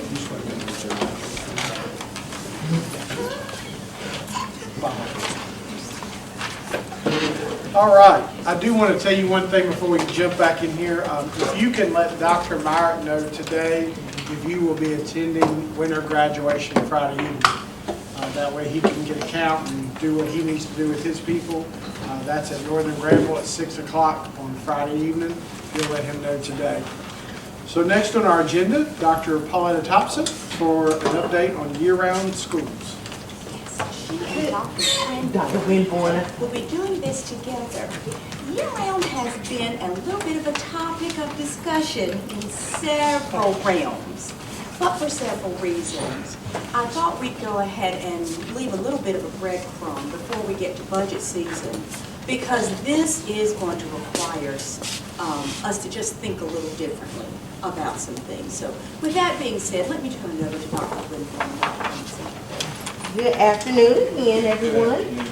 As Dr. McLean mentioned, budget season is coming up, so we want to give you just some reminders about our current program and also talk about some survey results from our parents. So just as a reminder, we operate 3 year-round schools currently this year. We started in 2018-19 with operating 4 year-round schools and offering year-round options for students in grades K through 7 at Butnerston Elementary, Butnerston Middle, Northern Granville Middle, and West Oxford Elementary. This year, the Northern Granville program has been phased out. And for board members, for those of you that don't have your iPads, we are projecting this up there. It may be a little hard to see. but please stop us if you have any questions as we go through it. I know the audio-visual format's a little different than it normally is, so.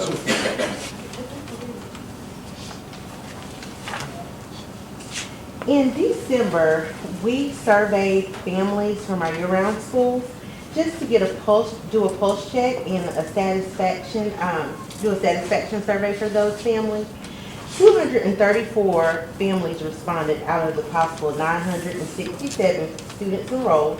About 30% of the respondents expressed interest in a full year-round calendar option, and about 59% of those respondents stated they would prefer the traditional calendar option only.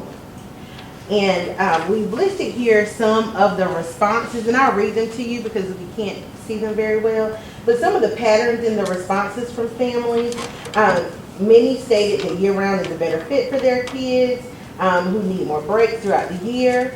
Some also mentioned that it helps when the students are active and motivated all year. And then some also mentioned that for working parents, year-round is not a good option due to their younger kids and then having students in high school that will be on maybe on a different calendar.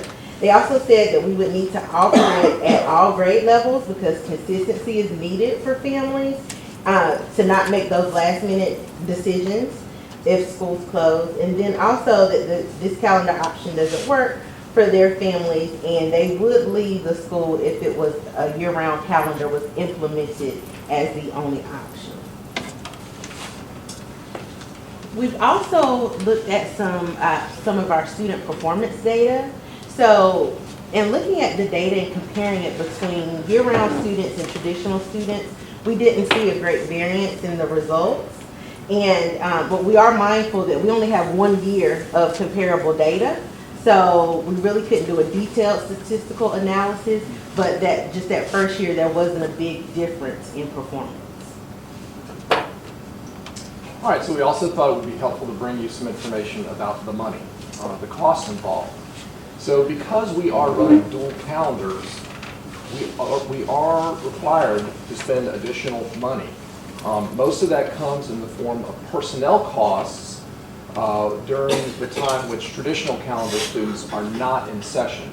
Now, to be clear, the classroom teachers, the core classroom teachers, there's no additional funding needed for them because they are teaching the year-round students on a year-round calendar, and the other teachers are teaching on the traditional calendar.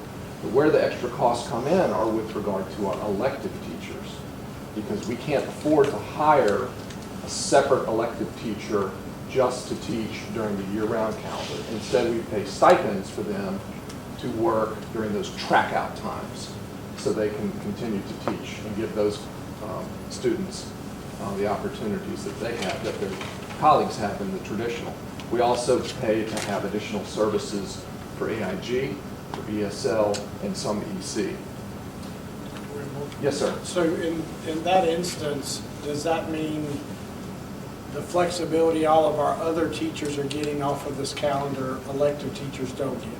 Well, they are given the choice. So we're not certainly not requiring anyone to work 12 months, or 11 and a half months. But we offer that, and so and in some cases we have teachers that aren't associated with a dual calendar school, maybe that work at a different school, might come and try to work when possible, especially during those 5 weeks in the summer. Thank you. Yeah. Child nutrition also incurs an additional expense there as well. Something that's very difficult to calculate, though, is just sort of the inefficiencies that are caused when you run two calendars in one school. Specifically in our middle schools, we were shooting for that magic number of 120 kids per grade level to run a separate team. And we haven't quite made those numbers in every instance. And so what you see is class sizes tend to be a little lopsided. In the year-round, the class sizes will be a little smaller, and in the traditional, the class sizes will be a little larger. And it just makes it a little bit more difficult for the principal to do those master schedules creatively the way they want to do. Just adds another set of restrictions on top of everything. Next slide, please. So then, of course, we have our transportation costs, and we've done a rough analysis on this using our TIM software, and it's about 165 extra miles a day. And basically, that also includes the time in which the buses are running on those track out days. So around $60,000, we believe, is a conservative estimate as to how much additional funding we're spending for transportation. So that concludes our presentation. We're happy to take questions. Now, we don't need an answer this evening, but we certainly wanted to make the board aware, because we have people who love their year-round calendar, and we have people who love their traditional calendar. But we also have budget facing us, and this is an area where we know we get lots of questions. So we wanted to share with you some of the financials, some of the survey results, so that you can begin processing what we possibly might want or need to do. What I thought was interesting was when I read this weekend what some of our Restart principals wrote about what they'd like to do on top of this with calendar flexibility, I thought, oh my, isn't this interesting? Because a beautiful thing about year-round is you get that flexibility. So I'll share with you. This is a neat place where another world of ours is calendar. Dr. Winborn leads the calendar work in our district, and he's convened a committee already to sort of begin working on next year's and the following year's calendar. One of the things I always do is to reach out to superintendents to see what's new, what are you doing out there, and calendar has been hot and heavy. So I will share with you, because of some concerns, much of what you've heard here today, there have been districts looking at flexible calendars, year-round calendars, but for everyone, not just for pockets of people, because the conflict you heard about today, the issue is the conflict, having to do two under one roof. If everybody was on the same calendar, no matter which one it was, it'd be fine. So looking at flexible ways to give people what they are able to do with regard to bringing teachers in so that they can get some professional development done before students return, getting students through first semesters so that our high schoolers could get exams done before they forget the information, before they leave for winter break, all of those things, being able to address them before has been difficult because of just a traditional calendar. So we've noticed some districts have looked at what they're calling a flexible year-round calendar, because year-round hasn't necessarily been defined in the law. So we're being very strategic in the language.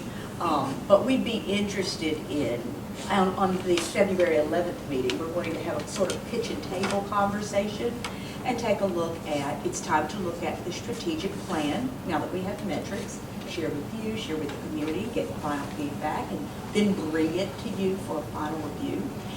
It's time to look at calendar as well. We need to get calendars out there, get some feedback on that as well.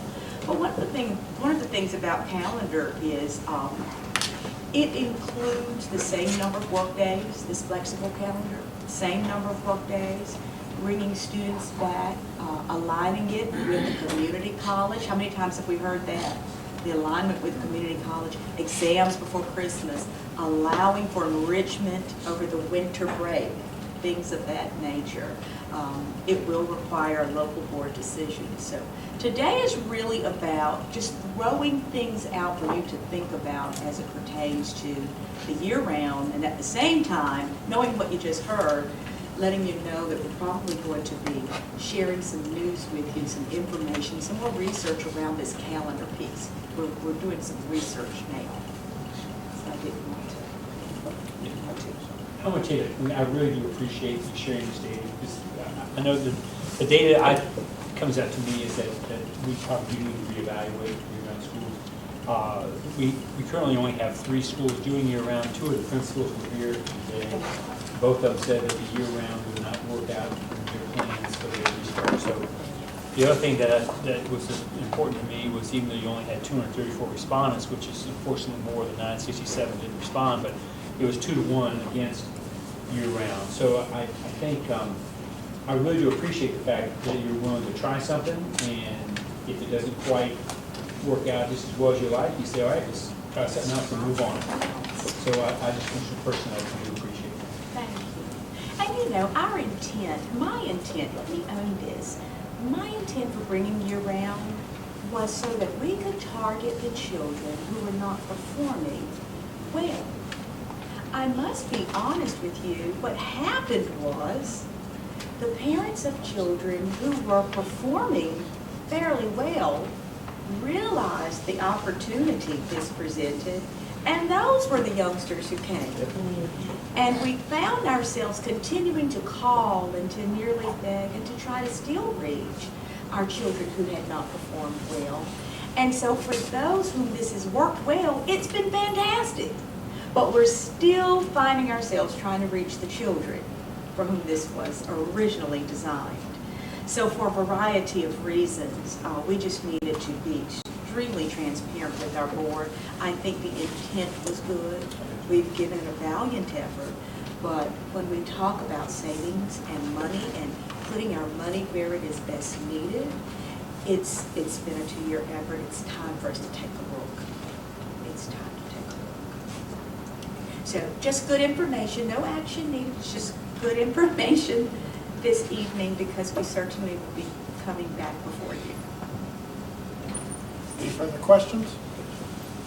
All right, thank you both. Thank you. Thank you all so much. Next on our agenda is 4.05, the policy 7241. If you recall, when this was presented to us, I believe in December, that there was some language you wanted our attorney to go back and look at.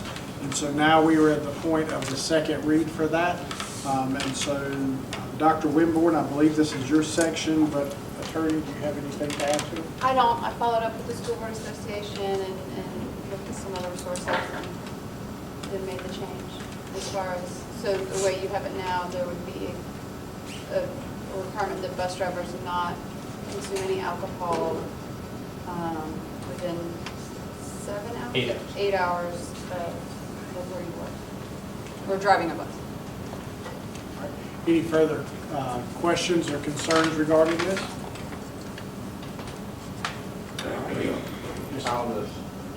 How we communicate this information to bus drivers, make sure that they understand what the policy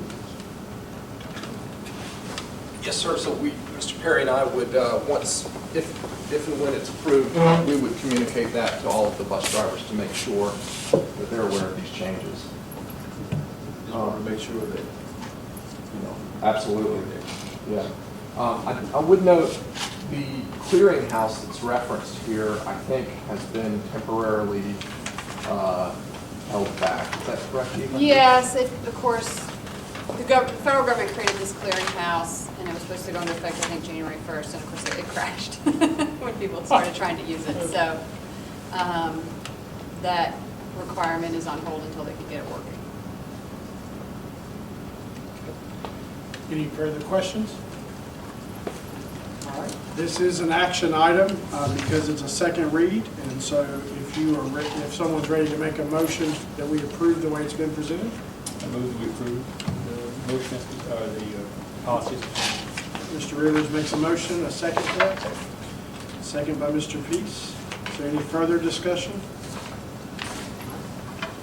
All those in favor say aye. Aye. All those opposed, like sign. All right, that passes unanimously. All right, now to 4.06, policy regarding child abuse and related threats to child safety. This is a first read.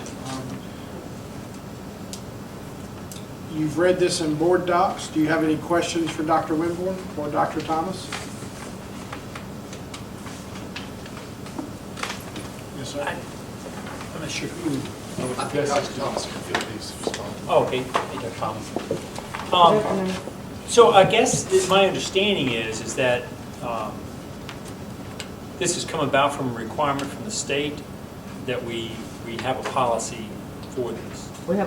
We should have a policy that has gone into effect as of January 1st, 2020, to explain how we plan to train the entire personnel or staff of Granville County Schools. That's anyone who has contact with a student in grades K through 12. So all personnel must be trained on child abuse, child sexual abuse, and human trafficking. And so I have contacted a child advocacy consultant that is based at ECU, East Carolina University, and it's called Teddy Bear Advocacy, and the individual can train up to 75 individuals. It has a minimum of 75 individuals, 2 sessions in one day, which would give us a minimum of 150 personnel that can be trained on that day. And I also received an email from a reproductive health consultant for the state of North Carolina. She sent out an email on January 16th saying that there are 16,388 slots for online training. And I asked how many we could have. I've not yet heard back from her. And then there are individuals in our district, as well as myself, who will be trained as trainers so that we have some sustainability in our district. So you answered my question. When I read this, I didn't quite understand where it was going, because it talked about these things that we know are important, but it didn't really talk about what it was trying to do. But if now that you've couched it as it's setting up a training program, it makes a lot more sense to me. So. And all of the training that I've just said that we would get is of no charge. And as Dr. McLean says, she likes free. Right, no, I love free. So it would be another policy as far as if someone makes an allegation, how that's handled. That'd be a separate policy. Yeah, we already have a policy Gotcha. for Well, that's- reporting. Yeah, 4240 here. For So, reporting I mean, child abuse. Senate Bill 199 made a lot of changes to a variety of statutes, but the new requirement that's specific to school districts is It's training. training. But you have here in board docs some updated policy from the School Board Association that also updates a lot of definitions. And that, again, has to do with one of the things the legislation sort of addressed was some things have to be reported to DSS, some things have to be reported to law enforcement, and if you have early childhood centers, which you do, those things have to be reported to early childhood authorities. So your policy is becoming more complicated because this landscape is more complicated. But my experience on the ground is that schools will generally report to law enforcement and DSS. Will over-report. But this policy that we're asking to vote on at some point is not about reporting or penalties. It's strictly about training. Well, no, the policy that's on board docs is about reporting. Reporting. This policy right here. 4240, are we looking at the same one? No, I'm looking at the No, one. Senate Bill 199? Yes, it's the same one. It includes language in there about the sexual offense that addresses Senate Bill 199. So the reporting pieces in there.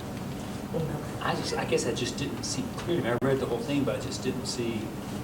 It says who to report to, but it doesn't go into any detail about. One of the things that concerns me on this, and as a parent, I obviously am very concerned about any type of assault or anything done to my children and to anyone's children. But one of the things that concerns me is the having worked closely with a school social worker before I came here.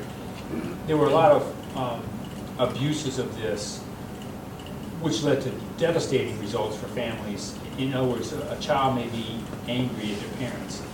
And there was a case where guidance counselors in the schools were telling the children, if this happens, if they do this, you need to tell us. And they were soliciting reports that then led to parents having to fight to keep custody of children. We had, of course, the famous Little Rascals scandal down in Elizabeth City, where several children at the DA's interviewed these 4 and 5-year-old children, and they alleged these people, and they went to prison, and they all were innocent. So I guess what this is a very complex situation where we do not want to let a predator or anyone hurt in any way our children. At the same time, I think as a board, we need to be very cognizant of the true damage that can be done to families if there are false allegations. So we need to protect the accused under the presumption of innocence.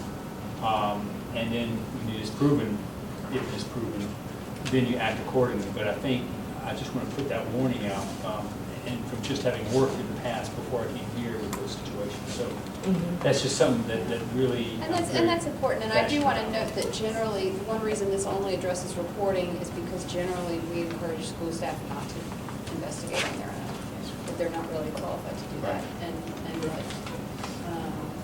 you know, that's why we report either to law enforcement or social services, and try not to, you know, be asking questions and questioning children too much in the meantime, because they have more training in that than our staff. I think the training that we've had, our counselors have received training that will roll out across the state, actually. It's called Darkness to Light, and they train our counselors to look for different things, the signs to look for. But like our board attorney said, that we're not trained to know how to investigate it, so they immediately turn it over to DSS, and they come in and do the investigating. And also a lot of this policy, if you, it's up on the screen on page 4, child sexual abuse and sex trafficking program is something that has been added as a result of Senate Bill 199, and the pieces that are there before clarify some of the language that was there before, because you may or may not remember, you just recently approved updates to this policy last spring, but these changes have come about since Senate Bill 199, and even with these changes, they have tweaked the wording in here, I guess to make it more reader friendly, but the largest component that they've added this time to it is section F, which is the Child Abuse and Sex Trafficking Training Program, which is what Dr. Thomas was talking about with the TED training.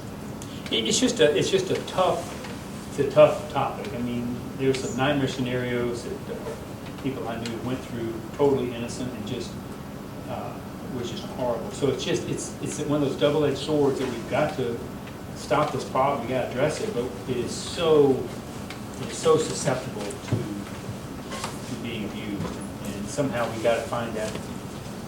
The training is great. I think the training will be very helpful. I guess for the most part, it's more of an alertness and awareness, because we are 7th in the nation for human trafficking. So, North Carolina? North Carolina. And Dr. Thomason, do share something she heard in some of her session. I know I heard in a meeting. We're right here at 85. We have The I-95 corridor. The I-95 corridor. And so this is basically an awareness, because we have kids, we put in cars every day. Being mindful of allowing a student to leave, making sure that you know who they're leaving with, and just making sure that they're protected on our playgrounds. And it's easy for a student to, we go out to PE or recess, and you might check your phone, you're looking around, just being mindful of where your kids are at all times and who's in contact with them. So this is presented to you as information today. Because it's a first read, it'll come back to you, I believe, when we do that at the February board meeting. February board meeting. All right? Thank you, Dr. Thomas. Thank you. Now we'll move to 4.07, our Kagan update. And I believe we are using some tech. Okay, I got you. I'm sorry. We placed the Project Arrow contract before this. I apologize. So there at your seat, you were given a copy of the contract for this. If you remember, you approved the company to do the work at the last board meeting. Now we're actually approving the contract. And so if you have any questions, now would be the time to ask them. Mr. Chair, on number 4, compensation, it says the amount up to $200,000. So if it's for whatever reason above 200, we come back to the board. Correct, that's correct. That's how much is in the grant that we received, the safety grant for these services. So we are not expecting it to be over 200,000. Thank you. And if you recall from our conversation last time, this is to spend money that we got from a grant. So once you're ready, we'll entertain a motion to approve this contract as presented. So moved. Motion by Dr. Houlihan. Is there a second? Second by Mr. Peace. Any further questions? All right. Ready to vote? All those in favor say aye. Aye. All those opposed? All right, motion carries. All right. Now, Mr. Robinson, you will talk to us about Kagan. Yes, so board members, if you remember, I believe back in December, we talked about some of the training that our principals and assistant principals had been through, and we wanted to give you the opportunity to hear from someone who had used the Kagan training and is now a trainer for Kagan. Dr. Minor was the superintendent, and he implemented this in his school district in Texas, and I'm quite sure that he's going to brief us on that. So right now, I'm going to turn it over to Dr. Vern Minor this afternoon. Good afternoon, Dr. Minor. Hello, can everybody hear me okay?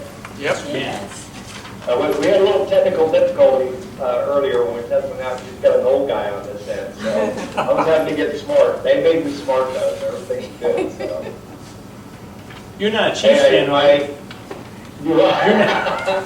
I want everybody to know before I start, I have to do this. It's probably not appropriate, but I wore my favorite tie for you today. I hope there's no Tennessee Titans fans on there. I get bragging rights once every 50 years. Well, hey, I appreciate the time, and I'm not. So Michelle, I'll let you chime in, or anybody else on that. As a matter of fact, board members, if you have questions, please feel free to do that. I don't have a set agenda of any kind or presentation. I appreciate a chance to kind of chime in and share a few thoughts. I think the thing that, one thing they wanted me to share with you is just my background and exposure to this. So I do training now for Kagan. I work for them full time.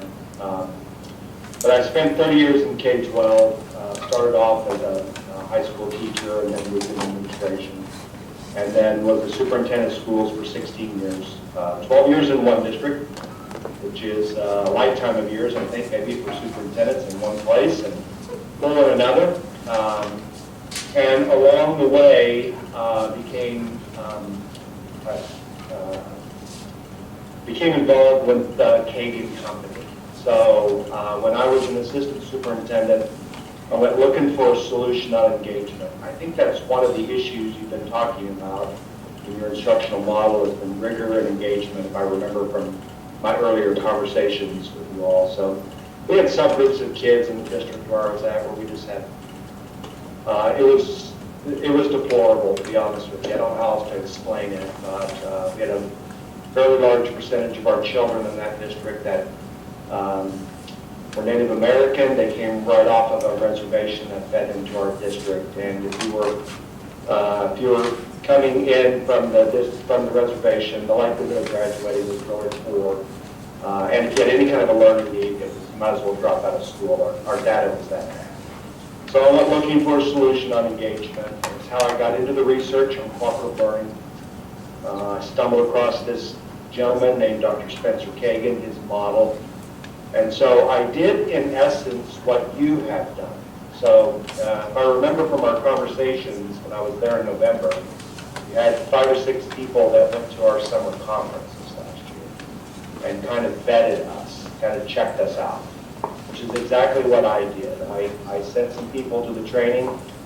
They came back speaking positively about it. I went myself then as an assistant superintendent to a 5-day workshop, and then came back and got a core group of teachers from around my district, about 50 of them, and piloted it with them. And at the end of that year, we just kind of put cards on the table, and 49 of them said this is the answer for engagement. So when I became a superintendent, I'm I'm a focus guy. I'm a not jump on every bandwagon guy. I believe in doing a few things and doing them very well. And so when I became a superintendent, I made student engagement a focal point. And I think what's important for you to know is that in both my districts, one about your size and one a little bit smaller than yours, kindergarten through 12, all of our teachers did what we're talking about. And I'd like to think maybe in some ways I was atypical. I trained my teachers. I worked with my principals in coaching them. I coached my instructional coaches. I'm a curriculum and instruction guy. That's my background. And so we implemented it. And it became how we defined engagement in the organization. And I just saw amazing things happen. You know, the data that we had was phenomenal. We narrowed achievement gaps. You know, when your children on IEPs are performing as well as your typical kids on every state assessment at every grade level, something's happening in the organization. And for us, the only major change we made was we made sure we were teaching the standards that were being assessed, and we engaged our kids. So along the way then, long story short, I trained for Caden on the side. We have full-time trainers, and we have about 15 of those. We have another 60-some people, close to 70 now, people out in the field across the country that train for us as well. And I did that with Kagan for 15 years or so. I developed a unique relationship with them because they knew we were implementing it K-12.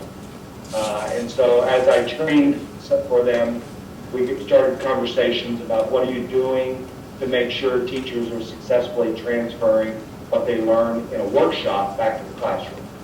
Because as I'm sure you all well know, it's not training that makes a difference. It's teachers taking training and being able to go back to the classroom and successfully implement that. That's where we start to see the impact of it. So I'd like to tell you all that I did it well, I did it perfectly, but you know, they don't teach us, and I'm not trying to be mean-spirited when I say this in any way, but a lot of what needs to happen in the realm of leadership, both at the building and central level, is not always addressed in our undergraduate, or excuse me, in our master's and doctoral programs. So we have to just kind of figure this out, the whole reform movement. So I did some things poorly, but over time we figured some things out to help narrow gaps. And so for the last 8 years, I have been working for Kagan. They contacted me and asked me if I would go to work for them. And I'll be honest with you, it was a real stretch for me because I'm a public school guy and I've always felt that. I thought I would, you know, finish my career as a superintendent, and die in my office, and be buried on a playground. I'll be honest with you, that's kind of what I thought was going to happen to me. It was all said and done. But for the last 8 years, what I've done is my primary job is this. I do most of our leadership trainings for people that would be administrative or instructional coaches.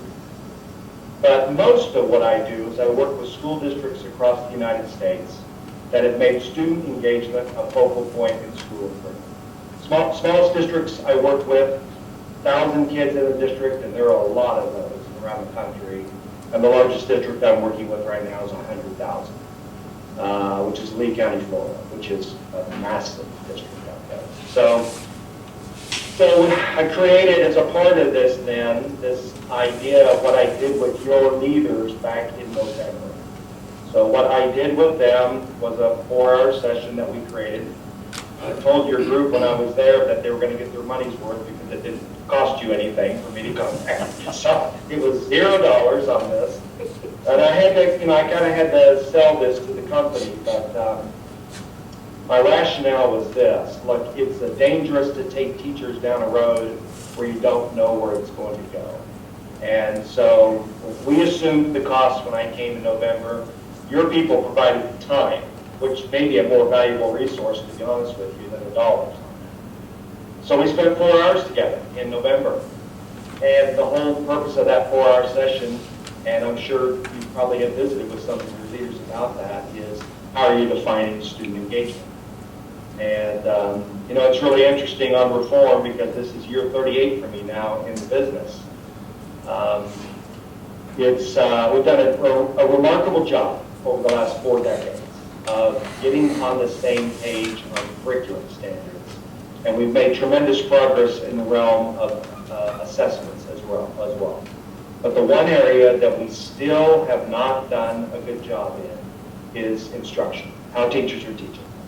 And I'm going to contend until I retire or the good Lord takes me home, whichever comes first, how a teacher teaches may very well be more important in the lives of children than what we teach them.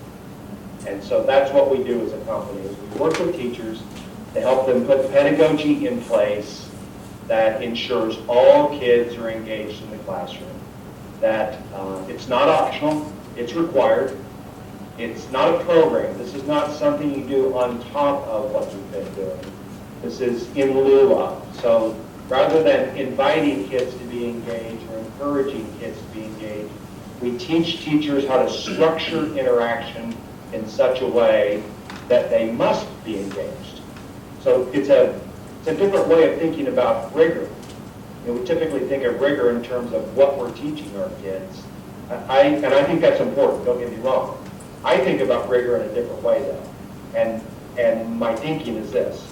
Why would we ever let children, 5 years of age, 18, makes no difference. Why would we ever let them determine the degree to which they're going to be engaged in the classroom? That needs to be our decision as educators.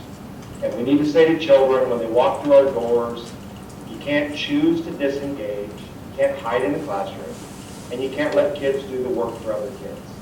Anytime a child can choose to disengage in an activity, or kids can do the work for other kids, achievement gaps grow. Because higher achieving kids take it over, and lower achieving kids typically allow that to occur. And that's part of why we've not been able to narrow gaps across the country, even though we've been trying to do it since the Coleman report came out in the 60s. So, long story short, I'm a practitioner, I'm an educator, I'm not a salesman. I lived in this realm for 2 decades when I was in the field, and now I work with districts across the country on this. And so I came and spent some time with your leadership. It was a really, really excellent day. We debriefed afterwards with a core group of about 12 to 15 of them, and it was just a really excellent conversation that we had. And I think that's the discussion right now, is kind of what the next steps are. So, I don't know, Michelle, what else would you like me to address on this? Is there a question that somebody might have? Thank you, Dr. Minor. Yes, any questions? You mentioned that the Kagan program closes achievement gaps. Yeah. Does it close achievement gaps by bringing the top students down, or does it bring everybody up? No, just the opposite. It actually does 2 things. It actually does many things. Look, when I got into school improvement back in the day, there wasn't a lot of research when I first started in leadership. And so it's been really intriguing to watch what's happened in the realm of research and development and education over the last 25 to 30 years. Now we have major reformers out there, people like John Hattie and Robert Marzano and Douglas Reeves, people who have devoted their careers to this issue of what works with children, what helps narrow gaps, and what does not. The most researched intervention we have in the business is cooperative learning. Thousands of empirical studies now, decades of research, every major researcher supports it. They have no vested interest in it. The Hatties and Marzanos, their job is just to report the research on it. So there is zero research that says high kids go down. It's we bring the bottom kids up, because envision, if you would, and all of us know this, you don't have to be an educator or a board member, every parent knows this, anybody, because we were all students at one time. If you put 4 kids together in a group, and let's assume that they're heterogeneously grouped, a high kid, a high medium kid, a low medium, and a low, just for a description of those 4, okay? A team. And a teacher puts a worksheet in front of those kids of math problems. and then says to that team, all right, now I want you to work together on these practices, because the more you do this, the smarter you're going to get on it. So work together to solve this. Everybody in the room knows what's going to happen to that worksheet. Who's going to take the worksheet? The high kid takes it. And the high medium kid takes it. And the low medium and low kid let that happen. So the kids who become most engaged with the content are the kids who need the least number of repetitions to master the content. And the kids who need the most repetition because they've not been engaged with it sit back and totally disengage. All over the country, that's what's happening. Teachers are pushing desks together and are encouraging kids to be collaborative. They want kids, the intent is honorable and pure, but because we've not been taught how to structure the interaction tightly enough, what I described for you is exactly what happens. So the reason the gap narrows is because low kids now do not have a choice to be disengaged. And so the gap goes up. There's always going to be a gap. We all need to understand that, because there will always be some kids higher than other kids. But the gap doesn't have to be like this. The gap can be like this. So the research says what you get is excellence and equity both is what you get. On top of that, two other just quick responses to your question. Number one, we all need to understand that sometimes high kids choose to disengage. And they never reach their potential. They just kind of skate through. They take the path of least resistance. So structured interaction makes them also not just skate through on that, and hopefully get closer to reaching the potential. But I think the piece that we don't talk enough about, even though I looked through your strategic plan, and I know you are starting to have some of those conversations, so you're a little atypical in that regard. But, curriculum standards have radically changed. 20 years ago, when we started building standards, it was all about what kids should know. And now, embedded in standards is more than just the what. There are process skills in there, skills of collaboration, skills of interdependence in there. Because curriculum standards today are trying to reflect what is true of the world of work. They want kids to get soft skills, employability skills. So for a long time, all kids were low on those kind of skills. So we're bringing all kids up by having them know how to function in a collaborative way to help them develop the soft skills that will transfer to the world of work. So both of that's happening. All kids are going up as they learn soft skills like communication and collaboration and teamwork and conflict resolution, and we narrow achievement gaps on the what part by pushing bottom up. And the data's, 40 years in the making. Any other questions for Dr. Meyer? So, what's the secret? What's the Kagan process? In a nutshell, I mean, obviously I'm not trying to get the copyright violation, just what? No, it's simple. I mean, Spencer the guy's brilliant. I'd like to live in his gray matter just for a day and play around in there. So, here's what he discovered. When you structure interaction tightly enough to get rid of those two problems, ask any teacher in your district, any teacher, elementary through high school, when you put kids together, and they all are, okay? All teachers let kids work with other kids. Do you ever see kids hiding, doing nothing, or kids doing the work for others? Every teacher will tell you they see it. So the key is not to be unstructured in our interaction, but to be structured. So what Spencer has done is he's prepackaged sets of directions, and there are over 250 structures now. Different activities that are structured to eliminate those two problems. That's what he's done. So that instead of a teacher saying to kids, turn and talk to your partner, which is unstructured, that's invitational. One kid could do all the talking, and another kid could just sit there and listen, or just cognitively disengage. Instead of that, he teaches teachers how to replace that unstructured with structure. And at the same time, while teachers are using the structures to help narrow the gaps in math, science and social studies.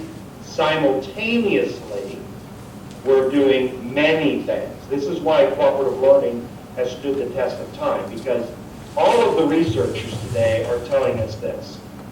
Quit trying to do everything. And Douglas Reed's research says if we're trying to do more than 6 major initiatives with our teachers, we're doing nothing. Pick 2, 3, 4 robust, Michael Fullen calls them high yield strategies, high leverage strategies, so that with a single initiative, you're doing many things. So the reason cooperative learning has stood the test of time is when we structure that interaction with kids on that. Simultaneously, we're minimizing discipline problems because kids are going to be involved in the activity now. So they won't be off task, messing around, which is what kids do on that. We're going to build relationships with kids so that the classroom becomes safer for the brain, the amygdala won't fire, we create a safe and orderly environment on that one. They're going to develop their communication skills as they talk with each other and as they listen to each other. It's a multifaceted intervention. And so in some ways, he stumbled into something amazing. He started off by trying to get this idea of structure and interaction, and then he grew that into, oh, this is multifaceted. And along the way, we also teach leaders how to use these same structures in their meetings with adults. So I noticed in your strategic plan, you have a piece in there on communication and community, if I remember, on one of your goals on that. Cooperative meetings is training that we do as a part of this process on how to facilitate meetings to involve all adults. And so all of our faculty meetings involved all staff, and anytime we had community involved in task forces or groups, we used structures with our community people as well. Because we didn't want community people who were part of the task force just sitting there while the educators did all the talking. We wanted everybody to be engaged at the stage. So the structures are generic. They can be used at any level. I teach an adult Sunday school class. I use them in my Sunday school class. Anytime I want people to interact. So that's what he's done. Good. So the Kagan work, like Dr. Meyer said, is not a program, it's not a thing, it's a set of techniques that we would teach our teachers, that Kagan would teach our teachers, that they would then embed in their lesson planning and in their instruction.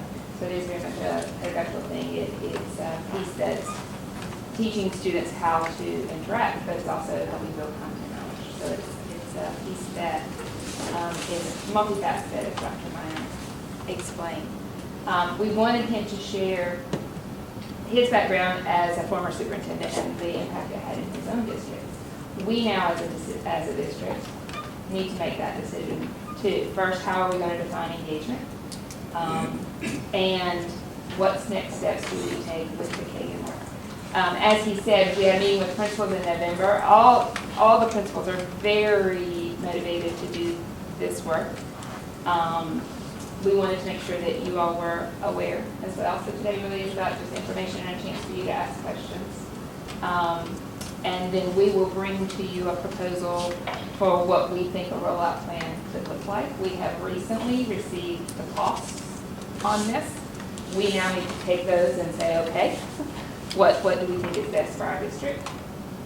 And hopefully receive your blessing. So today was just about information. Anybody have any more questions for Dr. Minor before we thank him for giving some? I've got a ton of questions, but I don't want to dominate. Ask what? I don't know what We got to eat dinner tonight, Robbie. I just have one other question, one more question. I guess, I'm a big data guy myself. And I guess if you look at, we have grade level proficiency data across all of our schools. And in North Carolina, something called college and career rating, which is higher standard. So if we figure, say, grade level proficiency is a metric that we can look at and measure progress that we are making on achievement, is what you're saying is the Kagan method will take the GLP and it will raise it because, and I guess one of the reasons why it will rise. Obviously, if you close achievement gaps, if you bring the bottom up, then you're going to raise your overall district GLP. But if you look at say the top quartile or something like that, will that group under the Kagan method, will that group also rise in their performance? You mentioned that. Absolutely, yeah. Because you mentioned that even the top students can be not as effectively engaged. So you're going to see big increases in performance. You can see big increases on test scores. Yeah, we've got districts that have been, entire districts, Westminster, Colorado, in needs of improvement, and in a 2-year time frame, every building, they're almost twice as big as you, every building is no longer in need of improvement. Radical things happen. This is why I made this comment. When we focus on instruction. And we've just not done that in our business. And so there's equality of participation. Equal participation is one of the concepts that's embedded in structured interaction. Now that doesn't mean equal in terms of depth and breadth of answer. So that differentiation can naturally happen on it. But I'm going to give equal turns, equal time to all kids, regardless of what quartile, which I like that descriptor because that's kind of how we talked about it as well, regardless of what that is. And so it pushes everybody up, narrows the gap, does not eliminate the gap. Our kids can't go much higher. So we have some kids, we all know this, some kids learn always at a high level regardless of how they're being taught. And that's why. But what we also do simultaneously, and this is why I said, I think how teachers teach is more important than the what. If we're not sending our children out of our schools with soft skills, with communication, teamwork, collaboration, conflict resolution, those skill sets on that, we are doing them a disservice. The world of work is an interdependent world now. And you don't get skills like that developed by kids sitting in rows. You don't get those through curriculum, having kids read things. They have to practice social skills, and they have to start when they're 5, and they got to do it their entire career. We give kids practice every day, all day long. It's why there's research on cooperative learning. Not only is gaps narrow, kids like school more, they like their teachers better, fewer discipline problems, relationships are stronger, less bullying, because there's something powerful that happens as we have kids working together, but it has to be in a structured way.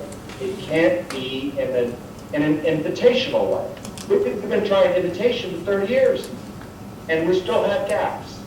So, and I can't explain to you, I wish I could, I quit trying to figure this out. Why don't all educators know how to do this when we leave our, when we're 22 years of age and go into the classroom? I don't know the answer. But what we teach here is how to make that happen. And not only we teach your teachers, you need to understand it's more than that. Us coming in, I look at fiscal responsibility, which I think was another one of your goal areas, a little bit different maybe than most people. I look at it not in terms of how much I spend, but what am I getting for what I spend. So just doing the training is not going to get you a whole lot. If we go down this road with you together, what we also do is we train leaders in your organization on how they can support implementation so that teachers are implementing with fidelity. And there's not a lot of good training out there for leaders on how to be an instructional leader. So the cooperative meetings training is one thing I talked to you about. We teach leaders how to coach their teachers so that they're doing structured interaction correctly. We have systems that we can teach them on how they can provide support. And look, and I'll try to be fast because I know you're at a board meeting, I get it. We have too long relied upon the feedback system of evaluation to be the way to change teacher behavior. And that is not the right feedback system. What teachers need, just like what children need, they need time and support to develop their skills. And that's what we teach on this. So part of a comprehensive plan is more than just training the teachers. It's also training your leadership team how to support those teachers so they can get skilled at the craft. And that's part of what you'll all share with your folks. And then, I'll tell you the same thing I told all of your administrators back in November. If you decide to go down this road with us, then, awesome. And I look at the world through the eyes of a superintendent. You just need to understand that. So when the Kagans hired me, they know that. I'm going to do the best job I can to make sure that I take good care of you in terms of your resources, but I'll also take care of your people as well as we do that. And it's calling on my life. That's how I see it, and that's kind of how I approach it. Thank you, Dr. Meyer. And what I will send you, just to help you, I'm going to send you a little skinny book. I'll send you so each board member has it. Your teachers get a great Dave Comcast book in the training on that. This is, I'm dating myself a little bit, but this is like Reader's Digest condensed version of what the teachers get. So we call it the mini book. We're not very creative in that regard. So, but it's a good overview of the research and the Kagan model. So it was the first book read I did with my board in both my districts. You might want to just, I'll send you a few of those. You guys can each have one. Great. Thank you, Dr. Meyer. Thank you. Yeah, thank you, Dr. Meyer. So Dr. Meyer will send those books, so we'll get them to you as soon as they get here. And the quote we received includes the coaching piece, the leadership training piece, and all that. So we will put a proposal together. What I love, Mr. Chair, is I'd like to just say to the board, when we talk about changing our practice in the district and moving the needle and improving achievement, it's all inclusive in just doing things differently. That's really how we see it. So we've met 3 groups now. A group of Restart principals today, a group of principals in schools that are going to be a little innovative in how they move the academic needle. And all of our principals have now worked with Dr. Miner, and they all left banging my door down or blowing up my cell phone. Dr. McLean, when are we going to get this? Although I thought I made it very clear, we've not talked with the board yet. They were just intrigued and excited, which is a good thing. That's what we want. We want them excited. So they knew we were going to bring this today, but every single one of our principals, even though some of them are engaged in other things, they were still excited. In fact, Mr. Pease and Mr. Richardson were with me the week we had just done this, and I think you heard a couple of principals talking about Kagan. When we did our instructional walkthroughs, they were talking about it. Yes, well, this is the Kagan. So at some point, sounds like we'll get the bullets to the board and we'll have some more discussion. Great, thank you. All right. Thank you, Ms. Robinson. All right. Next, we move to 5.01. It's time to talk about budget, which is odd since we still don't have a budget. We won't have one for 2 years. But do your best. Mr. Richardson, that is a very important point to this calendar. This is a budget calendar. Board members, you get this every year based on board policy, and it lays out the skeleton of our budget process for the spring. And it is very similar to what has been in the past, but it does include language about it being challenging this year in the fact that we don't have a state budget as we try to prepare for the next year's 2021 budget. But as I say, the outline of the dates are very similar to what we've done in the past, and it just gives us an outline, and we will fill in the specific dates as we go through the process. What we are required by general statute to do is provide our county commissioners a budget by May 15th. And so this meets that, and this has also been previewed by the county to make sure that it met their timeline for budget, and it does. So I'll be glad to take any questions. Yeah, I do want to make you aware of the date that we've told you about already. The county commissioners have requested that we make a presentation to them for part of their budget, January 30th.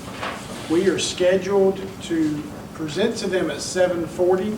We have been invited to dinner, and as such, we need to let Ms. Weary know if you are planning to attend as a board member. So if you can let Dr. McLean and Ms. Pettaway know that. Again, that's January 30th. We will present at 7:40. Dinner with the commissioners and those presenting will be at 5 o'clock if you are able to be there for that. Questions about the budget that you have in front, timeline that you have in front of you? Just a quick question about the dinner. Is going to the dinner considered important? I mean, is that do you want a lot of board members there, or is it not that big a deal? I mean, what's the politics? We've done it both ways since Dr. McLean's been here. I don't know that either guy is is there a anything magic better. way to do it? Or? It's nice to be there. It's nice to support them because they've invited us to dinner. Gotcha. So this comes to you as information, and you'll be getting more detailed dates as we get a little bit into that process. All right, so now we move to 5.02. It's 5 o'clock, so just keep that in mind. We do need to update you on the negotiations with Oxford Prep as of this morning, and so I'll turn that over to our attorney. Thank you. So, Mr. Richardson, Dr. McLean, Mr. Norman Stay, and I met with Oxford Prep again this morning. You know that we sent you the proposal that we gave them.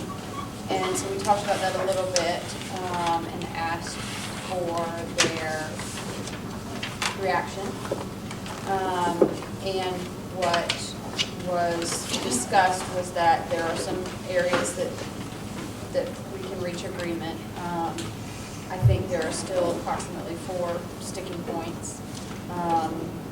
Price, length of the lease, what happens if it sells, and what repairs they need to do. The other thing I can tell you is that, I don't know if you've gotten anything from Definitive, but I do think that the commissioners are going to postpone tomorrow's meeting. Yes. We've sort of heard informally from the county attorney and the county manager that they were looking at that because they have a number of commissioners who can't make it. So that's where we are with that. And I think probably to get into what we want to do next, we might need to do that closed. Okay. All right. So, right, because it's time to go to the closed session anyway. So. All right, so I will entertain a motion to go into closed session according to General Statute 143, 318, 11, A1, A3, and A6 for personnel and attorney-client privilege. If someone would make that motion. So moved. Second for that. So a motion by Dr. Houlihan and a second by Mr. Peace. Any further discussion? All right, all those in favor say aye. Aye. All those opposed? All right.